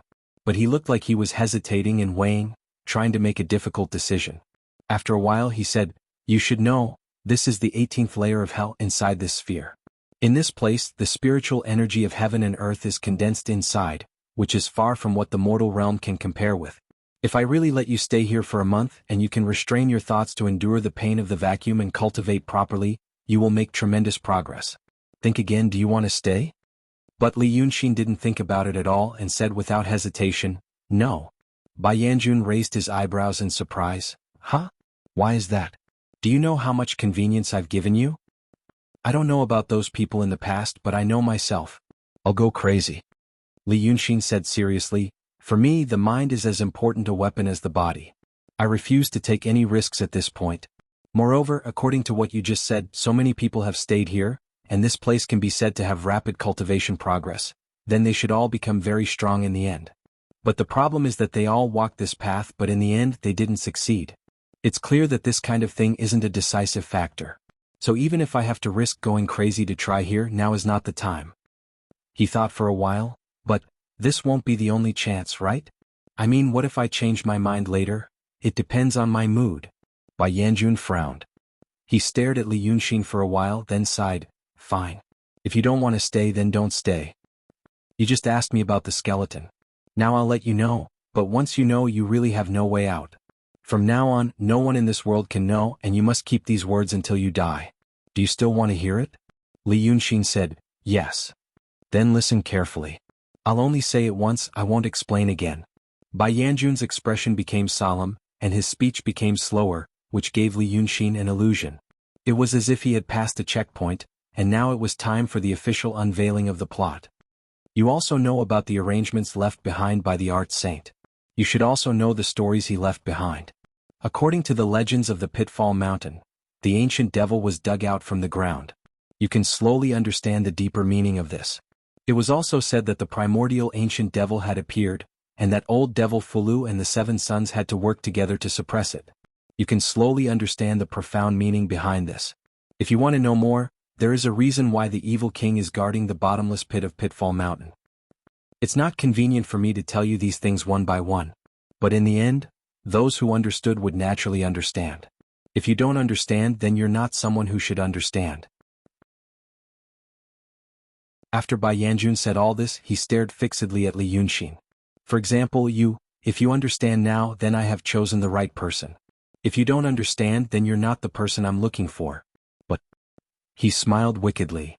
Of course you're that person. Before you, in these several thousand years, the dozens of people were all like that. Now that you know these things, what do you think? Li Yunxin was slightly stunned. If he didn't misunderstand, what Bai Yanjun meant was that he had said 3 profound meanings in a row. Now that he had said them, Li Yunxin should be suddenly enlightened, and immediately understand what these 3 profound meanings meant. Moreover, this sudden enlightenment had nothing to do with IQ or EQ. It was more like a secret code that had long been agreed upon among a certain group of people. But the problem was, he didn't understand. Right now he didn't understand at all. He didn't even have the slightest clue. His heart suddenly skipped a beat. Where did the problem lie? This Bai Yanjun had always told him that he was the special person he had chosen. Li Yunxin knew what was special about him. He was a transmigrator. And he also thought that Bai Yanjun should know about this. This Yama king might not know the nature of a transmigrator. But he must have dealt with transmigrators before and knew that he was the same kind of person as them. Then, taking care of him as a transmigrator, was for what he had said, to support him to grow up so that he could work for them. To do something that only transmigrators could do well. Until now, Li Yunxin felt that these things were logical. He also believed that he was indeed the person Bai Yanjun was looking for. He was, in a sense, the person chosen by the heavens. But now, things seemed to have gone horribly wrong. He didn't know the profound meaning that the certain kind of person chosen by Bai Yanjun should know. What is the situation? The situation was like, he had bumped into a classroom in a daze. He found that there were 26 familiar English letters written on the blackboard in the classroom. So he calmed down and began to listen to the lesson. But after listening for a while, he slowly realized, he didn't seem to understand. After a while he realized, it wasn't the English classroom. It was the French classroom. Could it be that he wasn't the person he was looking for, but was mistaken for that person by a freak combination of factors? He blinked, he realized that Bai Yanjun was still staring at him. So he took a deep breath and suppressed the shock in his heart. Then he narrowed his eyes slightly and said in a deep voice, "Is this what happened? Is this what happened?" Then he spread his hands slightly and looked at Bai Yanjun. I really don't know." Seeing his reaction, Bai Yanjun was stunned. Then he frowned slightly. "Your reaction is really strange." The people who knew about these things didn't react like this. As he spoke, he moved closer to Li Yunxin and looked at him carefully. Then he walked around him with narrowed eyes and stopped behind him. The hair on Li Yunxin's body immediately stood up. He didn't know, did this Bai Yanjun find out something? Did he find out that he didn't understand his words? This terrible stagnation lasted for a breath's time. But Li Yunxin felt that an entire hour had passed. Then this Bai Yanjun suddenly laughed strangely. This is how you should act. With your current cultivation, what else can you do besides acting like this? Then he slowly walked to the front of Li Yunxin.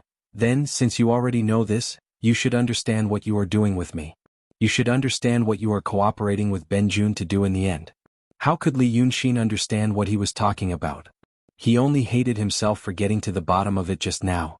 But at the moment he could only nod ambiguously, okay. However, he could only nod ambiguously. All right. Now that I know. I think I have more things to do.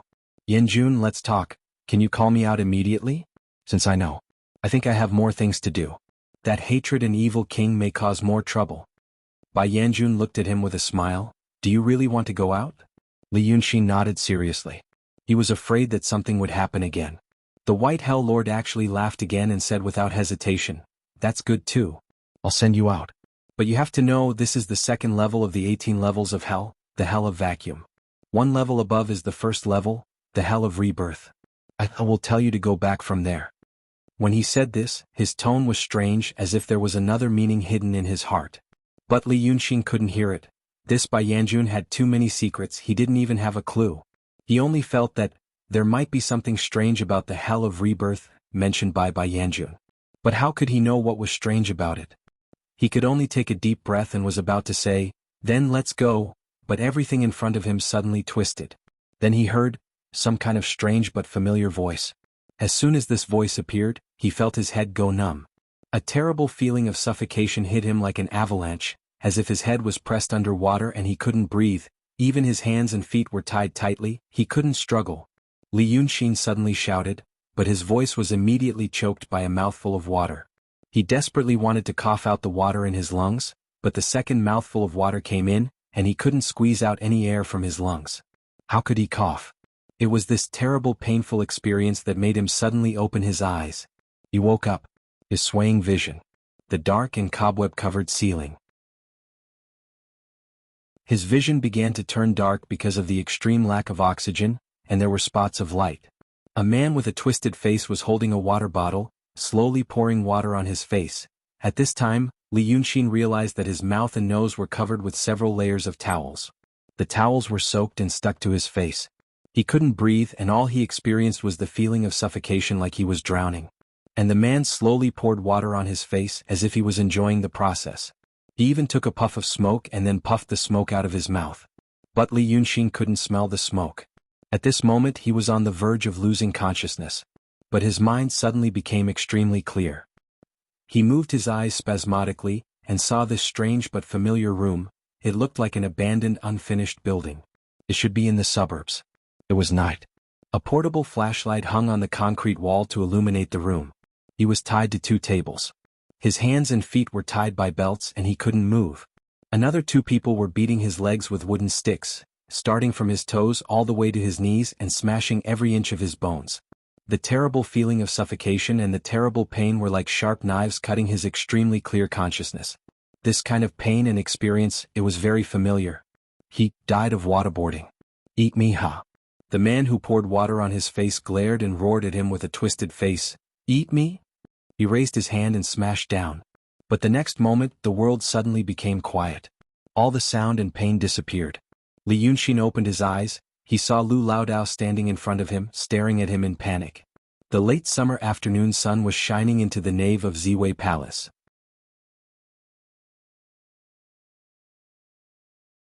Chapter 277. He looked at Lu Laodao for a while and then took a deep breath, like a drowning man suddenly coming to the surface, getting rid of the suffocating state. Then he took 2 steps back, and his right hand grabbed the door frame that was heated by the sun to stabilize his body. He took 2 or 3 deep breaths, his eyelashes trembling violently, staring straight into the void in front of him. After staring for a while, he suddenly shook his head. The focus of his eyes fell on Lu Laodao again. Laodao was startled by this sudden change. He hurriedly caught up with Li Yunxin, holding his shoulder, and whispered, Brother XN, what's wrong? Li Yunxin grabbed his hand with a backhand. Her strength was so strong that it seemed like she was going to crush his bones. But Lu Laodao noticed his eyes. There was a hint of panic in his eyes, like a frightened child. It was like a frightened child grabbing his grandfather's hand tightly and looking at a completely foreign world in horror. Lu Laodao. It was the first time that he saw such an expression on Li Yunxin's face. But this expression was fleeting. Li Yunxin seemed to have just woken up from a long nightmare. He was muddle-headed before, but he quickly regained consciousness. After holding his hand for 2 breaths, Li Yunxin realized that he had lost his composure. He was stunned for a while and then looked around. After confirming that everything was still. A long time ago, He slowly let go of his hand and let his breathing calm down. Red Lady and Qi Duanjin on the ground looked at him in surprise. Li Yunxin didn't know how to explain. For a moment he couldn't figure out which part was real and which part was in his memory. The scene before his death was so real that it seemed like it was a dream. Was that the reborn in hell that Bai Yanjun mentioned? He was silent for a while and then he spat. Damn. No one knew who he was cursing or what he was cursing. In the eyes of others, Li Yunxin had just sent off Kuan Wuzi before turning around and walking towards Qi Duanjin, who was lying on the ground, to ask some questions. However, just as he walked in front of her, he suddenly froze and became lost in thought. He was stunned for only 2 breaths of time and then it turned out like this. Lu Laodao withdrew his hand and slowly shook it. He realized that it was not a big deal. She then stood in front of Li Yunxin and stared into his eyes, asking, "Brother XN, what's wrong with you?" Li Yunxin blinked and opened his mouth. After thinking for a while, he finally said, "I had a nightmare." Lu Laodao frowned, not understanding the meaning of this sentence. However, Li Yunxin smiled and said, "It doesn't matter. I just. He looked over Lu Laodao's shoulder and into the hall. What he set up on Mount Jun was the formation that Kuan Wuzi instructed him to set up. That day Kuan Wuzi was killed and his remnant soul escaped. Li Yunxin caught him in time and saved him from the tragic fate of having his body and soul destroyed. Thus, the two of them quickly reached an agreement on how to deal with the Freemasons. The experience of a profound realm cultivator and the meticulous techniques of Taoist Danqing made the formation on Mount Jun quite successful. Daotong's formation absorbed the spiritual energy of the Daotong cultivators and supplied it to Li Yunxin, who had become weak because of the death of one of his clones. Thus, Qi Duanjin was suppressed in the formation and couldn't even move a finger. Her cultivation wasn't high to begin with. Li Yunxin looked at her, then at Lu Laodao and sighed, "Don't be anxious. Come with me for a walk." Lu Laodao knew that something big must have happened in a short time just now, so much so that Li Yunxin couldn't keep calm and didn't even have the mood to continue to ask the female monster some questions. He turned to look at Red Lady. The princess of Dongting waved her hand weakly and motioned them to look at the female monster by herself. But her eyes kept turning to Li Yunxin. Li Yunxin and Lu Laodao went out. Lu Laodao found that Brother XN walked very steadily. This steadiness actually referred to his pace. Every step he took was very hard. The soles of his feet stepped on the ground and slightly sank. It was like a person walking deliberately wanted to experience the feeling of stepping on the ground. The two walked all the way to the square in front of the nave. The stone bricks on the ground were hot because of the sun. A few water birds could be seen flying in the sky from afar. But from here the birds flew very slowly like white kites. There was no wind today. The leaves of the trees on the edge of the square were languid. In fact, it was a good day. Li Yunxin stood in the sun and looked into the distance for a while. He sighed heavily and said, "There's a little trouble." The old Taoist calmed down a little when he heard him speak. He asked, "What's the matter?" Li Yunxin squinted and looked around in the sun. He said first, "It's about the skeleton in the Pitfall Mountain." At this point he paused. Bai Yanjun came and went like a ghost. Li Yunxin was not sure whether he would listen to the conversation between him and Lu Laodao now. But according to his previous experience, Black Bai Yanjun seemed to be very busy and had no time to play tricks like eavesdropping. And after the previous life, Li Yunxin knew that Black Bai Yanjun had more terrible means. He could pull his soul away when he was unprepared. With this kind of ability, they shouldn't be involved in shady business anymore. He said the same sentence to test the waters. Nothing happened. He was relieved and frowned at Lu Laodao. "I told you about Bai Yanjun, didn't I?" The old Taoist was stunned. I only mentioned it occasionally." "What? That king of hell? Isn't he helping you?" "He still is." Li Yunxin hesitated for a while and said in a low voice, "But they may have made a mistake. I may not be the one they want to help." Lao Dao pondered for a while before he understood the meaning of this sentence. In fact, in his opinion, the concept of King of Hell helping Brother XN was similar to God protecting the Emperor. Black Bai Yanjun and God were sacred and mysterious existences in the hearts of ordinary people. He had heard Li Yunxin mention it occasionally and had some impression, but he never thought that the way Li Yunxin and Bai Yanjun got along was actually very secular. Or it was more like hiring or trading. It had nothing to do with the word protection at all. After thinking for a while, Lao Dao frowned and said, "What do you mean? Is there a mistake? Is there someone else?" Li Yunxin let out a long breath and looked at him with a strange look. "Yes. That's what I'm worried about. There's someone else." I'm worried that at this moment in a corner of this world, there is a guy that Black Bai Yanjun is really waiting for, damn. He frowned and paced a few steps, then turned to look at Lu Laodao. You know what? It's like, I'm a fake crown prince. And that person is the real crown prince. Now the real crown prince is wandering outside, I know, but the emperor doesn't. This vivid and simple metaphor made Lu Laodao understand what Li Yunxin meant in an instant. He was stunned. Then, what should we do? Li Yunxin sighed. What else can we do? What do the villains do in such a situation? Of course, kill the real crown prince before the emperor knows the truth.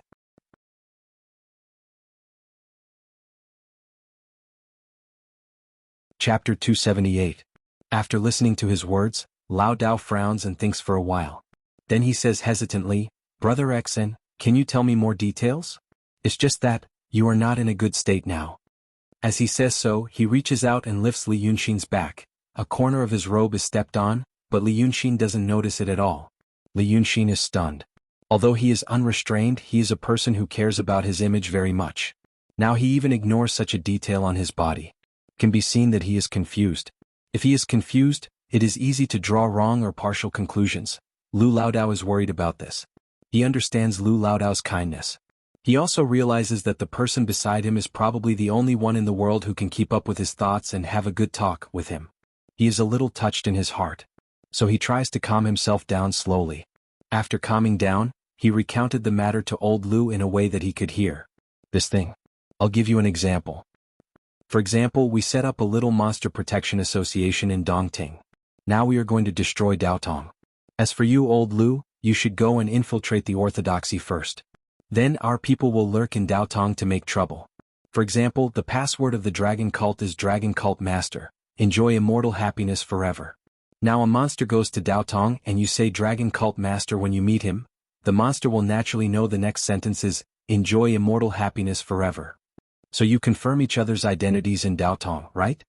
Lu Laodao thinks for a while. So, Daotong is like our world and in Daotong is like Black Bai Yanjun? Li Yunxin nods, yes. As for the demons that infiltrated Daotong, they were just like the people who came to this world before me. Don't be surprised. I have only recently learned that others like myself have come into the world. Then came the problem, old Lu. Now that you're in Daotong, you know that Daotong is full of people. Once you recognize a fiendish demon, what will you think? You will definitely think that it's one of us little fiendish demons. But one day you found out that a demon had sneaked into Daotong. Was a demon. You must think that our little demon protector is here to cause trouble. So you took good care of him. As for that fiendish demon, he's not even on our side. It's just that he became a Taoist in the wilderness and he accidentally broke into the orthodoxy. Old Lu, you took care of him. He also felt that, oh, this old Lu also looked like he was going to cause trouble in the orthodoxy. So naturally we're allies. Until one day, old Lu, you told him that dragon cult leader, but he didn't know what it meant. Li Yunxin points at himself. I'm that demon. That's the situation now. But the problem is that I already know a lot of secrets. Once I'm found out that I'm not that person, I don't know what will happen to me. After listening to his words, Lu Laodao is silent for a while, then he slightly nodded. Then he rubbed his hands. I see, this is really a troublesome matter. How does Brother Xen plan to find that real crown prince? Li Yunxin walked a few steps in the sunlight, raised his hand and rubbed his face. You've asked the right question. It's because I thought of this question that I suddenly realized something. Then these things made me even more confused. You see, if I want to find someone with a similar identity as me, what should I do? Li Yunxin thought for a while. I have to leave a lot of secret codes and imprints in this world. Only the person I'm looking for can understand them. I thought of this method and carefully thought about it. Someone has done this before. The Art Saint did it. And another group of people did it, the Freemasons. Don't ask me how I know because I've found the secret codes they left behind. Speaking of this, he raised his eyes to look at the hall. This means there may be some things I don't know. But I've had enough. I don't like guessing at all. Now, there are so many clues in front of me, so many clues, it seems that each clue can lead to a lot of mysteries and answers. But I don't want to be greedy anymore. Instead, I want to at least figure out one thing first. Li Yunxin took a deep breath. For example, figure out what kind of people the Freemasons are. Lao Dao had always respected Li Yunxin's decisions, but he was a little worried at this time. He hesitated for a moment and said, but Brother Xen, you have to be careful when you do things. After all, that's Yamajun, Yes. It's Yama Jun. Li Yunxin was silent for a while and said regretfully, he helped me a lot before and I used to think that at least for a period of time, we would still get along. But now I know, the honeymoon period is over. But I also know another thing, Black Bai Yanjun is not omnipotent. At least they mistook my identity. And some things still need my help to do. They may be gods but they are not gods in the eyes of those mortals. The real gods should be the ones who make the rules. But the two of them, in my opinion, are just powerful people who are good at playing with the rules. They are not the masters. Of course, maybe there are no masters at all. Li Yunxin narrowed his eyes and looked into the distance. There was a figure approaching. From this point of view, this is the limited fairness of this world. Everyone is just a player. She's back. As they spoke, the figure in the distance appeared in front of them and landed on the square in the hall. Bai Yunxin walked a few steps to Li Yunxin and looked into the hall. It's done. Li Yunxin smiled at her. What's the situation outside? Bai Yunxin seemed relieved. He then said to Li Yunxin sternly, Yazi is outside. But he can't come in for the time being. The evil king is not here. He will come sooner or later. Thank you for your hard work. Li Yunxin waved his hand at Bai Yunxin. Then I'll go back and ask the demoness how her king is now. But Bai Yunxin reached out and stopped him. Li Yunxin, I'm going to get the dragon soul. Li Yunxin was stunned. Now? Today? You told me to wait earlier and I've already waited for a long time. I can't wait any longer. Bai Yunxin's tone was calm. Her hair was gently swaying in the breeze at the end of summer. At least at this time she didn't look gloomy and horrible like a demon. She looked gentle. Li Yunxin frowned slightly and looked at the beautiful woman in front of him. But the inhibition of Dongting relies on the dragon soul. If you take away the dragon soul, the inhibition will be gone. I will be in danger. Bai Yunxin suddenly laughed. Don't you know? The dragon soul has been taken away. Now the inhibition of Dongting is not supported by the dragon soul, but by the remaining power of the dragon in the flood dragon bones under the water. What? Bai Yunxin smiled and pushed Li Yunxin aside. She took a step forward. Then she suddenly turned into a gust of wind and rushed into the inner hall of the middle hall. She caught Red Lady. There was an inhibition set by Li Yunxin in the middle of the middle hall. But he hesitated for a while. He didn't know why Bai Yunxin attacked him at this moment. However, after a while Bai Yunxin had gone out with Red Lady. She grabbed Princess Dongting's wrist and locked her acupoints with Wacken. They stood on the cornice of the middle hall. Their sleeves were flying like two fairies who were about to fly away. Bai Yunxin looked at Dragon Sun in the square. The dragon soul is in her body. The dragon soul is sealed in a piece of Jianmu, and that piece of Jianmu was refined by Lord Dongting into his daughter's body. Li Yunxin, don't you know? Li Yunxin didn't know what to say for a while. Did he know? He saw Lord Dongting skewered a fish with a branch and roasted it on a fire. Later he knew that the fish was the real body of Red Lady. He still remembered that Red Lady told him before that killing him could unlock the inhibition of Dongting. Was that also a hint? He stood on the ground, took a deep breath and then exhaled deeply. He raised his hand and knocked on his forehead. Then he didn't put his hand down. He raised his head to block the sun and said to Bai Yunxin helplessly, even so, you don't have to do this. I thought we had a good relationship. Damn it. Why do things like this always happen today? Why don't you talk it out? What are you going to do like this? Kidnap? Kidnap? Haven't I promised you that I would help you break the engagement? Bai Yunxin slightly raised her head and looked at Li Yunxin. The smile on her face slowly became cold, but she didn't know if it was for Li Yunxin. I also want to believe you. But this kind of thing. How can I give my life to others? As Bai Yunxin said, she raised her hand to fix Red Lady's messy hair bun as if she was playing with a plaything. She has the dragon soul. I will take her away and find a way to take the dragon soul out of her. I can deal with my foster father myself. Li Yunxin frowned. If I remember correctly, last time I asked you why you listened to King Rock, your answer was, after all, he is my foster father. Because at that time I didn't know what kind of person you were. A monster. Bai Yunxin looked at him. Now I know a little bit, so I am more worried. On one hand, I thought you would really go to my foster father for me. On the other hand, I thought you were likely to sell me to the divine dragon. So, I am afraid. Li Yunxin laughed out loud. Afraid? 3 months ago I was scared that you would eat me. Now you say you are afraid of me? Bai Yunxin looked at him with a smile. That is why I am more afraid of you. Besides. She thought for a while and her face became serious. Shinryu will be here soon. That is why I am in a hurry to leave. Once I am stopped by him, I will not be able to leave. Li Yunxin was shocked. How do you know? Bai Yunxin looked at him strangely. I have dominated the world for thousands of years and my foster father is the golden-winged rock king. Do you really think you know all my tricks? Li Yunxin thought for a while and sighed. You are right. You're also a great demon that can roam the world. I was thinking about how to make you my arm but you're too weak. Now that I look at it again. Sure enough, everyone is the protagonist in their own world. I am looking at others from the protagonist's point of view. Maybe in your world I am the supporting character? Bai Yunxin listened to his strange words and slightly frowned. But Li Yunxin smiled again. But what are you going to do with her? At this time Red Lady said, Don't worry my dear. Because her body was locked she spoke weakly, but in fact she used to speak like this, the dragon soul is indeed in my body. But it is also very easy to take it out. I will let her go. There is no hatred between me and the golden-winged rock princess. After taking the dragon soul she will not make things difficult for me. There is nothing to worry about. Then he looked at Bai Yunxin. Am I right? Bai Yunxin thought for a while. If you don't make trouble, I will not hurt you for the sake that I come to Dongting for insect meat every year. Red Lady smiled at Li Yunxin. Li Yunxin still wanted to say something, but Bai Yunxin turned her head to the northwest and carried him up to the sky without saying anything. She only said, The dragon soul has left the lake, and the dragon chi at the bottom of the lake has become a tree without roots. This inhibition can still last for one more day. You are on your own now. Bai Yunxin's personal ability was higher than Li Yunxin's. His doppelganger was killed and he had a lot of worries in his heart. How could he catch up with her? When he first saw Bai Yunxin he only remembered that she was sniffing him like a beast. And these days, after getting along with her for a long time, he could talk to her like a secular person.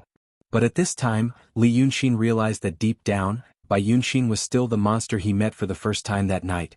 She was powerful and beautiful, and she was never willing to be anyone's vassal. In essence she was similar to Li Yunxin. It was hard for them to really trust someone, especially someone who might be stronger than them. He stared at the direction where Bai Yunxin went for a while and sighed in a low voice. Red Lady said that the dragon soul could be taken out. What do you think? Lu Laodao thought for a while. Brother Xen, let's go to the hall first and interrogate the witch. Li Yunxin stood in silence for a while, looked into the distance and sighed again. Bai Yunxin and Red Lady ran for 30 miles in one breath, and then left Dongting through Bai Yunxin's summer palace. After leaving Dongting, the little maid and the black donkey were already waiting in the forest. This was the west bank of Dongting, and there was a big lake between it and the city of Wei. Usually Bai Yunxin liked to ride the black donkey. Today it seemed that she was really afraid of being chased. Seeing the maid she said, We can't stay here for a long time. I won't take it with me. It seemed that it was not the first time for the maid to see this kind of thing. She nodded first and then turned to look at the black donkey. She raised her hand and hit on the head of the donkey. How could the beast withstand such a force? He didn't even have the time to cry out. His forelegs stiffened and he fell to the ground head first. Red Lady widened her eyes. She heard Li Yunxin talking about the adopted daughter of Golden Rock a few days ago. She knew that the most unusual thing about her was that she had a ride. It was a shiny black donkey with a small piece of red cloth tied to its forehead. A great monster in the realm of truth who could travel thousands of miles in an instant rode a donkey. It could be seen that the donkey was extraordinary. When the atmosphere between them was still normal, they had talked about what the original body of the donkey was, and how it could follow Bai Yunxin to travel the world for so long and experience so many dangers. But now, it was killed by such a palm in front of her. Seeing her shocked look, Bai Yunxin said lightly, It's just an animal. Why are you shocked? Don't you usually eat bloody food? At this time, the maid had already cut open the skin of the donkey with her fingers like a knife. First, she picked up the soft internal organs such as hearts and livers, and then she turned her wrist and put them away. She probably put them in her summer palace. Then she cracked open the head of the donkey and put away the white brain inside. After that, she picked up some tender meat. In the end there was still more than half of the donkey's meat left, but she was too lazy to cook it. She straightened up and said to Bai Yunxin, This donkey's meat is old. It's not as good as the previous one. Red Lady was surprised and said, Is this just an ordinary donkey? Bai Yunxin tilted her head and looked at her. What else could it be? You can play with it and when you get tired of it you can eat it. What kind of treasure do you think it is? Red Lady sighed. Li and I guessed for so long in vain. Bai Yunxin originally planned to take her away. But when she mentioned Li Yunxin, she slowed down and turned to look at her. Suddenly she squinted and smiled. You told Li Yunxin in Dongting that the dragon soul was easy to get. Since it is easy to get, you can take it out here. I will take the dragon soul far away and you can go back to Dongting by yourself, okay? Red Lady stroked her hair and smiled. Sister, do you believe what I said at that time? Bai Yunxin thought for a while. I heard that the Lord Dongting refined the Jianmu into your body. That is the integration of life and death. According to what I said, I can't take it out without harming myself. Maybe you have some unique method? Red Lady looked at her. No. Bai Yunxin blinked her eyes, pretending to be surprised. If you take the dragon soul out by force, won't you die? You are now a ghost cultivator with Yin spirit. You can't come back to life if you die again. Red Madam still smiled leisurely. Yes. The little maid listened to their conversation, but she couldn't tell what expression she had on her face. One was her master, and the other was the princess of the place where she was born. She could only walk away slowly after being silent for a while, alert to the sound nearby. And Bai Yunxin stared at Red Lady for a while, and her voice suddenly became soft. Why didn't you tell him at that time? Red Lady turned around and glanced at the direction of Dongting through the dense forest. It was a pity that the trees were so lush that she couldn't see the water. She said in a low voice, Yazi and Evil King are outside the lake. You also said that Shinryu would come. Every single one of them could have taken his life. After a while, she heard Bai Yunxin behind her snorted, I can think of it, but he may not. Red Lady turned around and smiled. He is only a teenager. And he just got the Tao. If he doesn't know enough about some things, he will naturally think that there is a cheap and easy way. How can you blame him? It's just wishful thinking. Bai Yunxin snorted again. If you have enough lingering about it, go to hell. Red Lady smiled and shook her head. It's just my obsession as a ghost cultivator with Yin spirit. I know it, but I can't get rid of it. But big sister, are you unhappy because I mentioned him? Bai Yunxin ignored her. She reached out to buckle her wrist and took her to the forest like a whirlwind.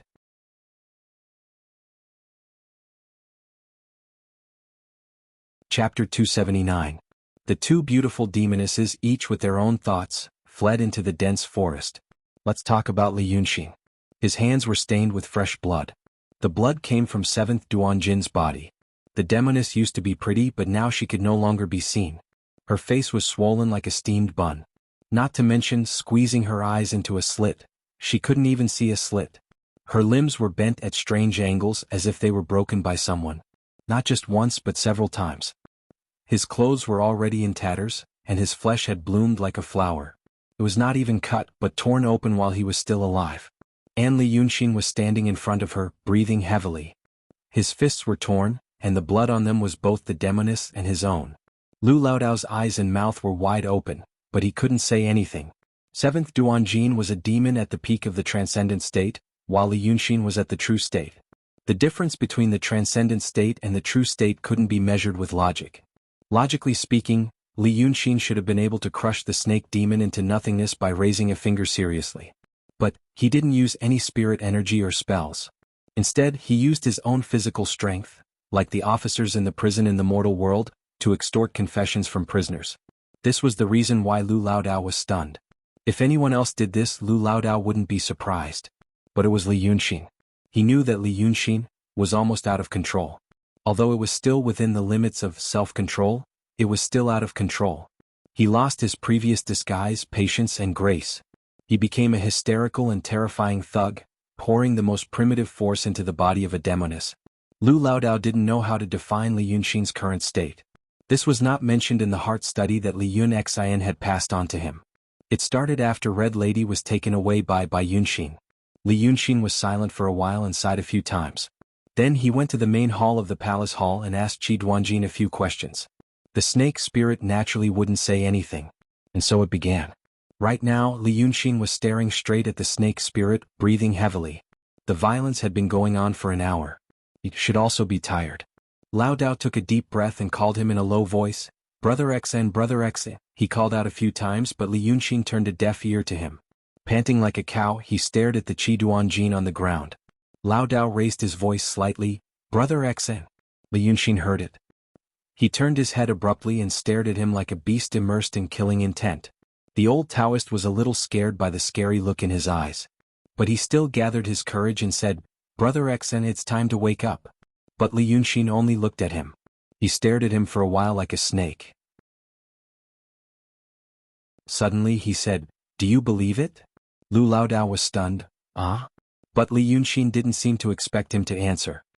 He asked again, "Do you want to live?" Laodao still didn't understand. Li Yunxin said the third sentence, "What can I do?" At this moment the only thing the old Taoist could do was blink. He blinked in confusion as he slowly walked to Li Yunxin's side. After a slight hesitation, he carefully raised his hand and put it on Li Yunxin's shoulder. "Brother Xen, it's time to rest." His rough palm rested on Li Yunxin's shoulder for a while. Li Yunxin stared at him. He looked at his hand again and his whole body suddenly became exhausted. It was as if his body was originally full of qi. But now an eye was pierced somewhere and the qi was leaking out from the eye. He couldn't stand any more. He looked at Qi on the ground and slowly stepped back. With every step he took he shrank a little. In the end he retreated to the wall, stood against it and slowly sat down. He put his arms on his knees and stared blankly at the captive on the ground. After a while he tilted his head and said to Lu Laodao, "You know, I used to look down on people who hit women." Laodao didn't know what to say. But he knew what to do. He slowly walked to Li Yunxin's side and sat down.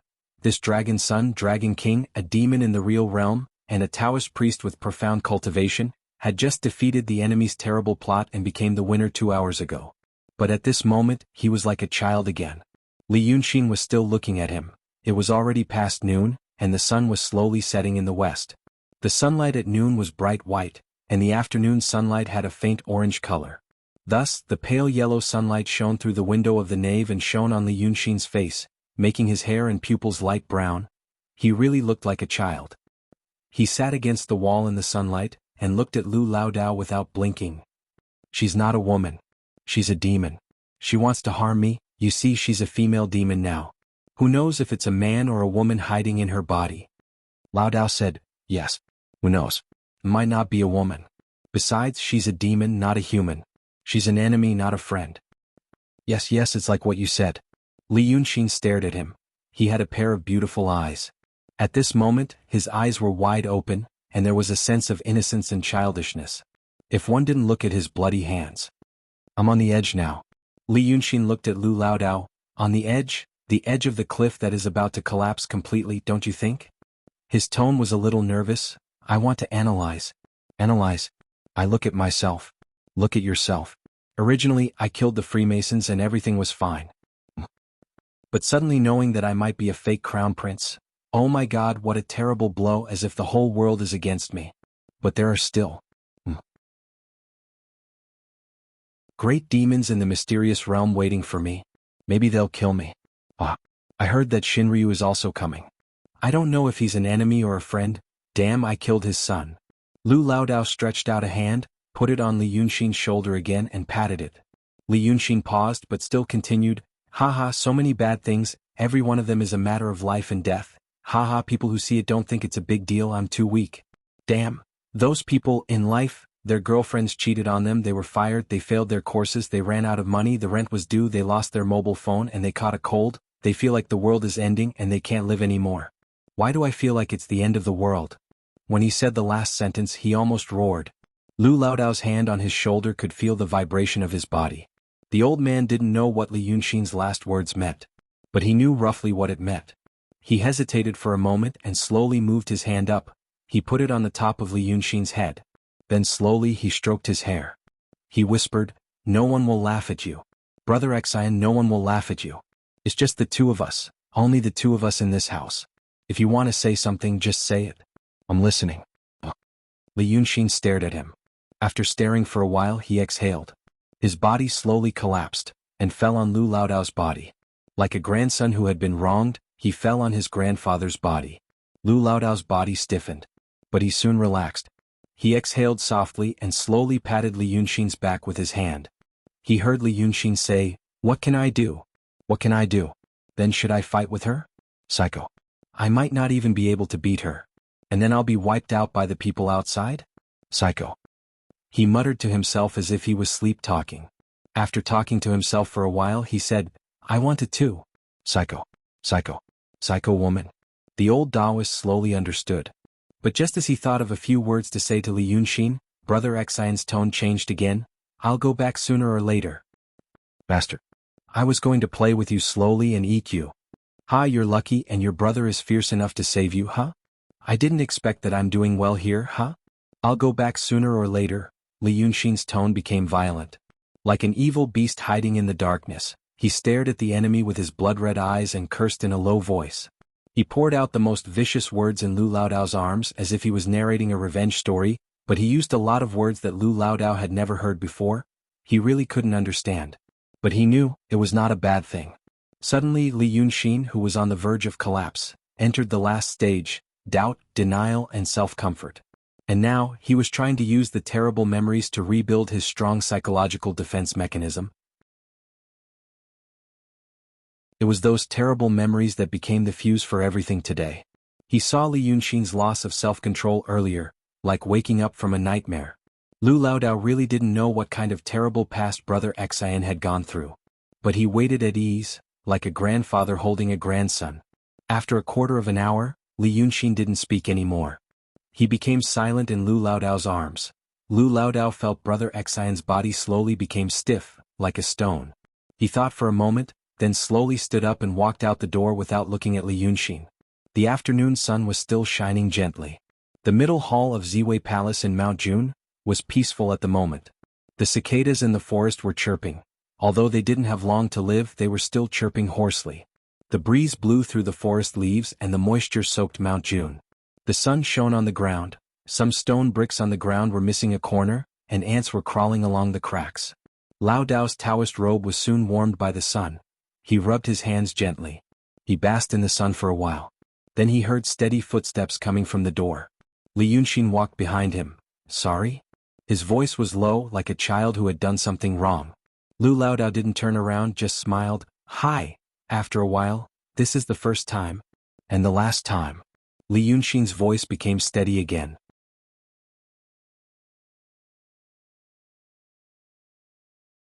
Chapter 280. Lao Dao turned around and looked at Li Yunxin. His hair was slightly messy because of what happened just now. A few strands of hair hung down to his forehead. But this made him look more aloof and unruly, because the expression on his face was no longer one of panic and helplessness, but had become calm, just like how he had always been before. Lao Dao smiled, walked a few steps forward and sat down on the steps in front of the door. He thought for a moment and said, Brother Xian, do you remember what happened on Nanshan Hill? I thought that Brother Xian was no longer around. But one night you came to the mountain god temple on Nanshan Hill. Only then did I know you were still alive. Then you asked me, what was Hong Yangzi's plan? Li Yunxin stood behind him for a while and slowly walked to Lu Laodao's side and sat down. They sat side by side on the steps of the nave. After Lu Laodao said these two sentences, he was silent. Li Yunxin also didn't speak. They looked at the lake and the mountains in the distance. It was hard to imagine that such a beautiful scene hid a terrible killing intent. And now they were enjoying a moment of peace before the storm. After sitting like this for a while, Lu Laodao turned his face and looked at Li Yunxin seriously. Brother Xian, where are you from? Li Yunxin narrowed his eyes and looked into the distance. He sighed softly, I'm not from here. I'm from another world. Lao Dao wasn't surprised. He nodded slightly. Then how did you come to this world? Li Yunxin lowered his head and smiled. Some people over there offended me. It took me 10 years to catch one of the most hateful of them all. I tied him up in a room. I hated him for so long I couldn't let him off easy. So I cut a piece of meat from his leg every day and ate it. I ate like this for a month and just finished one leg. It was saved by his underlings. Then they caught me. I was killed by them. Then, for some reason, I came to this world. Lu Laodao thought for a moment. Looks like a terrible hatred. Yeah. Li Yunxin smiled. The kind that is absolutely irreconcilable. Lao Dao paused for a moment. Suddenly he changed the topic. Brother Xian's world, does it also have love between men and women? Probably. It's different from here? Li Yunxin was stunned and kept silent for a while. Then he looked into the distance and narrowed his eyes. It's the same. It's also different. In my old world I loved as fast as I hated. Sincerity was easy to see and easy to hide. Everyone said that they would only love one person in their life, but in fact, everyone would love many people. They might not be together because they liked each other, but they might not be separated because they hated each other. Does it sound very messy and scary? Lu Laodao nodded. It sounds like a group of demons dancing. So, Brother Xin is afraid because of what he experienced in that world?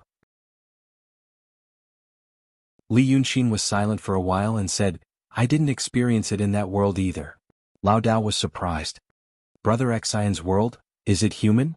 Li Yunxin smiled. There are only humans in our world. There are no demons. Maybe there are, but I have never seen them. Do you want to ask me why I haven't started a family and experienced anything? Yes. My world is different from this world, Li Yunxin smiled. There are a lot of things like that. Not everyone wants to start a family. I have experienced the matters between men and women, but it doesn't mean there is love between men and women. So, Lu Laodao nodded thoughtfully. This is the second time, Brother Xian. Last time you were like this, it was also because of Red Lady. Now the second time is because of her. Laodao turned to look at Li Yunxin. Brother Xian, have you ever thought that maybe you are in trouble? For example, when we just entered Dongting, you killed Red Lady. The inhibition would be unlocked after a few days. We don't have to be involved in this mess. But since you have shown mercy, you also know this, it means that you and Red Madam have a predestined relationship. Li Yunxin thought for a while. I don't love her. Laodao smiled slightly. It is hard to explain the love between men and women. I told you about my past. My real name is Lu Gongzan. At that time, I wanted to wash my hands of being a bandit and had a girlfriend. What kind of girl was she? She was not ugly, nor was her character. If he had to say that he liked her, it was just that he liked her. He wouldn't feel regretful if he left her somewhere else. But at that time I just wanted to settle down. It was rare to have a girl that I didn't get tired of. Years passed like this. At that time, people asked me what kind of love I had with her. I didn't know if there was. I worked at sunrise and rested at sunset. In winter I warmed myself in a quilt. In summer I drove away mosquitoes with a cattail leaf fan. I got money and gave it to her. She served me 2 meals a day. It was called living together. At that time I thought, what is love between men and women? It should be like the chivalrous men and women in legends, bloody, vigorous, joys and sorrows. Then the scholar and the beauty finally got together. That is love between men and women. I thought, forget it. How can this kind of thing be enjoyed by everyone? I am certainly not. Lu Laodao paused and sighed. Later they were all killed by Meng Ao by mistake. Note, Lu Laodao's past, see Volume 1, Chapter 107.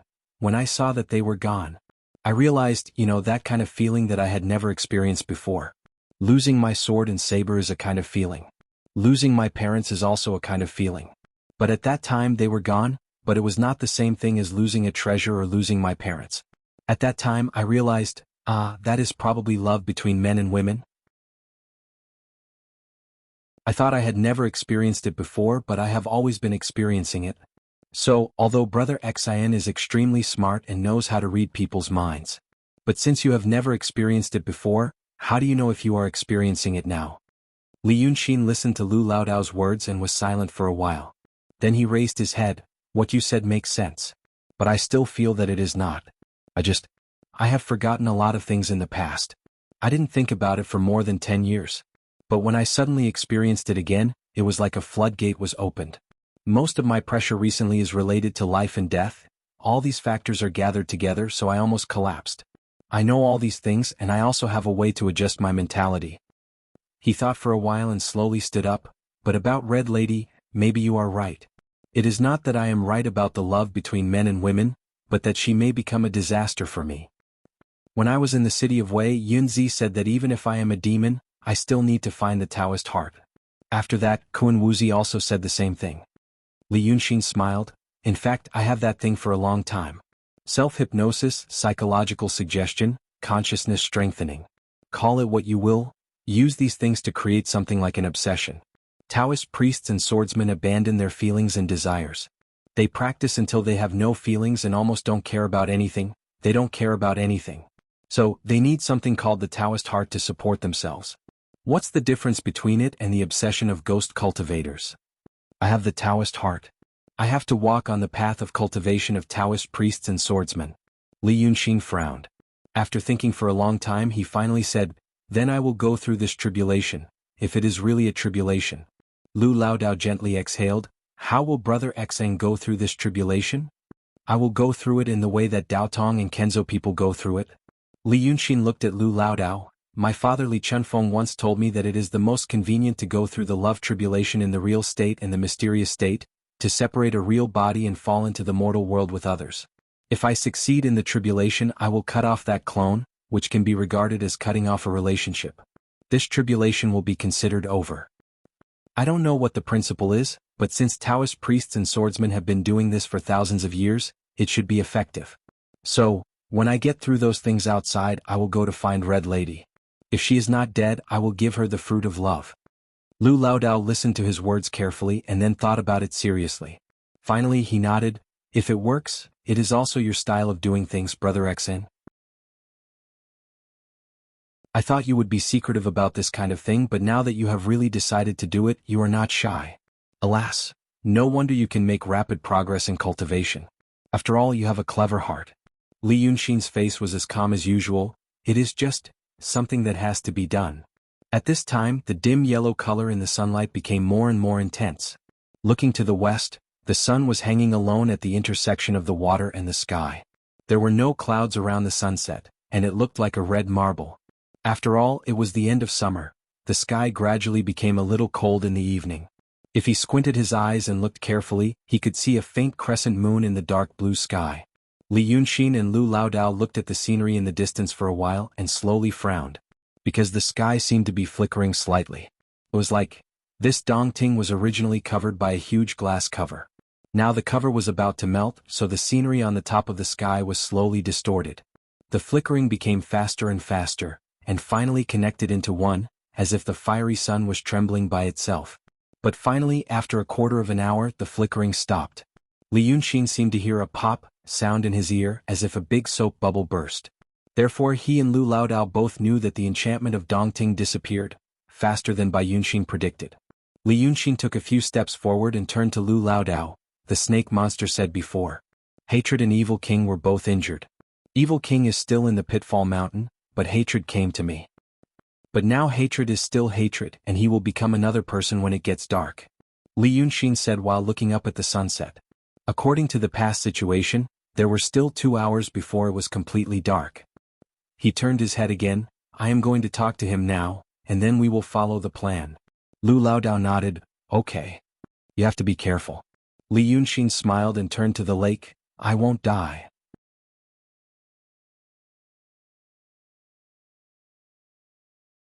Chapter 281. The Ling 2 on the folding fan in Li Yunxin's hand has marked the location of Dragon Sun hatred.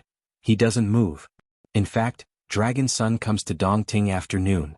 But then he stays in the wild forest and waits patiently. But Li Yunxin knows that it doesn't mean that he doesn't want to do anything. The place where he stops is a small hub on the east bank of Dongting. It is on the only way from Dongting to the city of Wei. On the left side is a long low ridge which is inconvenient to pass. On the right side is a foggy swamp in the forest, which is also inconvenient to pass. Although these geographical difficulties are for people, hatred has made his attitude clear. He is waiting for Li Yunxin. This makes Li Yunxin quite confused. Because whether it is his own cognition or the rumor in this world, Dragon Sun hatred, they are both famous for their cruelty and violence. In his world, people carved the head of hatred on the edge of the sword in ancient times, and other Dragon Sun didn't have such treatment. But now he has met this hatred twice and he feels this guy looks like a good brother. Of course it only refers to hatred during the day. He also looks majestic and mighty. Compared with the extremely handsome appearance of the ninth young master, he is obviously more suitable for the role of brave and kind second brother. And when he met him for the first time near Dongting, he also showed real brotherhood. There are many beautiful feelings in this world. But Li Yunxin always finds it hard to believe that it will happen to him. Therefore he is still vigilant about this hatred. Therefore after leaving Dongting, he cautiously approaches the place where hatred stops. He first circled around the periphery 3 times and then slowly approached. The visibility in the dense forest is very poor in the evening, but in fact, it is no different from the night. However, Li Yunxin's eyesight was excellent. Moreover, that hatred was wearing a golden robe and a golden crown on his head. His golden crown would emit a soft light at night, so Li Yunxin could pinpoint his location. When he found an angle, he could finally vaguely see that figure in the dense forest from 100 meters away, and then he stopped. Then he turned his head and looked towards the east. The sky in the east was slightly red. The Taoists of the Langya cave set the city of Wei on fire. Although the Taoist priest had left, the city of Wei was still burning. It was like a bonfire of despair in the dark night. Li Yunxin calculated the distance between them and adjusted his breathing. Kun Wuzi once gave him a plan. That Grandmaster gave him the formula to control the great formation of the city of Wei. Although Li Yunxin didn't know the principle behind it, he could use it. Kun Wuzi also said that hatred loved fire. Once Li Yunxin could lead him to the city of Wei when he was still Yazi for a slow talk. Yazi would probably go to the direction of the flame. In this way, when the ninth young master appeared at night, he would be within the coverage of the great formation of the city of Wei. And now, when Li Yunxin looked at hatred, it seemed that he didn't have the intention to pounce on him and crush him. It seemed that there was something he could do. He waited for a while and found that hatred also turned his head to look at him. Then a voice came to his ears, "Ninth brother. How long do you want to hide? Come and talk to me." Hatred's voice was calm and steady, and indeed sounded like a second brother. Li Yunxin thought for a while and walked through the dense forest. When he was a dozen steps away from hatred, he could finally see him more clearly. Hatred was sitting cross-legged on the ground, with his palms facing the sky. He looked at Meng Qi while absorbing the essence of the sun and moon and the Reiki of heaven and earth to heal himself. He was originally wearing a golden robe. The blood of the dragons was also golden blood. So when he got closer, he found that hatred's robe was full of glittering golden powder. That was probably the scab left by the dried blood. He stared at Li Yunxin. When he got closer, he revealed a strange smile. "So, ninth brother, you tricked me into going to the Pitfall Mountain?" Li Yunxin frowned slightly. He thought carefully and said, "Second brother, you misunderstood. It was those people from Daotong who set us up to fight among ourselves so that they could reap the benefits. That day my clone was also killed in the Pitfall Mountain. How could I set it up?" Hatred thought for a while, closed his eyes slightly and then opened them again. "It is said that I had a fierce fight with the evil king of the Pitfall Mountain last night. Although the evil king's personal ability was not as good as mine, I was not my real self at that time. He attacked me with the power of the Pitfall Mountain for thousands of years in a group of demons. So, I only killed those small demons in the end, but both of us were injured. But when I woke up the next day, I realized that something was wrong, so I left. When I fought with the evil king, I also talked with him, so I learned that you are not the ninth brother I used to know." Li Yunxin thought for a while and said, "I came here by possession." But hatred didn't speak. He just looked at him as if waiting for his answer. It was the same situation as before in Dongting. Whether it was the Lord Dongting or hatred, they automatically blocked any words about possession. So, how could he explain it? He thought for a while and put it in another way, "Brother, haven't you realized recently that you will lose your consciousness at night?" Hatred raised his eyebrows. "Recently? It has always been so. But recently, I always walk around at night." "Brother, haven't you thought about why you walk around?" Hatred smiled and looked at Li Yunxin for a while without saying anything. Then he stood up. Li Yunxin took a step back subconsciously. Yazi waved his hand and said, "I'm almost done with it. Let's not talk about these things here. It's cold and damp in the forest, which is very uncomfortable. Let's go to the city of Wei. I saw the whole city was set on fire a few days ago." After saying this, he flew up to the sky and turned into a golden light, heading for the city of Wei. And Li Yunxin was stunned for a while before he followed. How could it be so good? Li Yunxin was still thinking about how to get hatred to go to the city of Wei before it got dark, whether by coaxing, pestering or goading. He felt that Yazi might have already known something and was even planning something. But in his current situation, even though he knew this, he couldn't escape. Yazi at least had some rationality. Once night falls and the ninth young master shows himself, there will be no reasoning to speak of. So he had to follow him, hoping that things might turn out well. The distance of 100 miles from the forest to the city of Wei was just a blink of an eye for demons in the mysterious realm and the true realm. When Li Yunxin arrived at the city of Wei, he saw hatred standing under the city. The city of Wei had a thick city wall. There were also barbicans at the corners. At the moment, the city wall had become a fire pit. Except for a few barbicans at the corners, the rest were all burning. The grass and trees in the city should have been burned out after these days, but the fire was still burning on the stones and mud. The land outside the city had become a smooth mirror, reflecting the fire in the city, making the surroundings brighter and more splendid. Hatred was standing under the city of Wei, looking into the city with his hands behind his back. When Li Yunxin landed, he sighed, "Daotong's means are exquisite. Such a big city turned into a big formation. Once it is fully activated, probably even a cultivator in the mysterious realm can't resist it. Although the Taoist priests have left, I can see that the formation is still working. Ninth brother, do you know how to use this formation? Li Yunxin's expression changed in the fire. He frowned and said, to control this formation I need the incantation. So you must have gotten the incantation. Hatred turned around and the fire behind him made him look brilliant. I'm relieved. He looked up at the sky again. It's getting late. Little Nine will show up in half an hour. Ninth brother, are you sure you can save your life tonight? Li Yunxin finally frowned. Who are you? Hatred asked with a smile. Hatred doesn't know so many things. Who are you? Li Yunxin stared at him. After a while he asked tentatively, Su Wang? Yazi burst into laughter.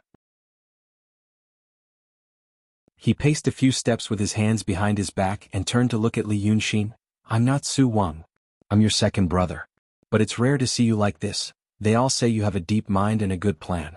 But now Ninth brother, not everyone in this world is a fool. Yazi was mysterious and unpredictable. Li Yunxin made such an evaluation of him in her heart. He could almost be regarded as the kindest demon that Li Yunxin had ever met. But now he realized that he might be the most difficult one to deal with. Because he talked too much like himself, hesitant and ambiguous, which made people itch in their hearts but they couldn't figure it out. They were so angry that they wanted to kill someone. But soon he realized that his evaluation of him had become inaccurate again. Because Hatred no longer laughed but showed a serious and solemn look on his face. Okay. That's all for the joke. I'll talk to you in half an hour. The first thing is that I've been secretly observing you by Dongting Lake for so many days. I think you've passed the test. You can become a member of the dragons. Li Yunxin frowned and wanted to say something. But Hatred immediately reached out and interrupted him. Don't interrupt. Listen to me quietly. Put away your smart mind, if you want to live. Hatred's attitude at the moment was not in any of Li Yunxin's previous backup plans. It could even be said that the development of things was completely beyond his imagination. He didn't know whether it was his opponent's scheme or something else, but the serious and solemn look on Hatred's face made him have to continue to listen, before he had a better plan. Perhaps Yazi's words were right. Not everyone in this world was a fool. But still most of them were fools. Now he had met someone who was not stupid and was actually very smart. Hatred ignored Li Yunxin's thoughts and continued, when I came to Dongting, you were surrounded by Daotong demons and the Freemasonry. You could only see a dead end. But these days you walked out of this dead end and you did it beautifully. So I thought you were a smart and likable guy and it would be good for you to be the ninth brother. In my eyes you are a member of the dragons. That you're tuning in to the Han Li's Wuxia Adventures YouTube channel. We're so grateful for your support and don't forget to subscribe to join us on this incredible journey through captivating stories. Your generosity through donations truly makes a world of difference, as it's the primary source of revenue that allows me to expand and enhance this channel for you. Thank you from the bottom of my heart for being a part of this adventure.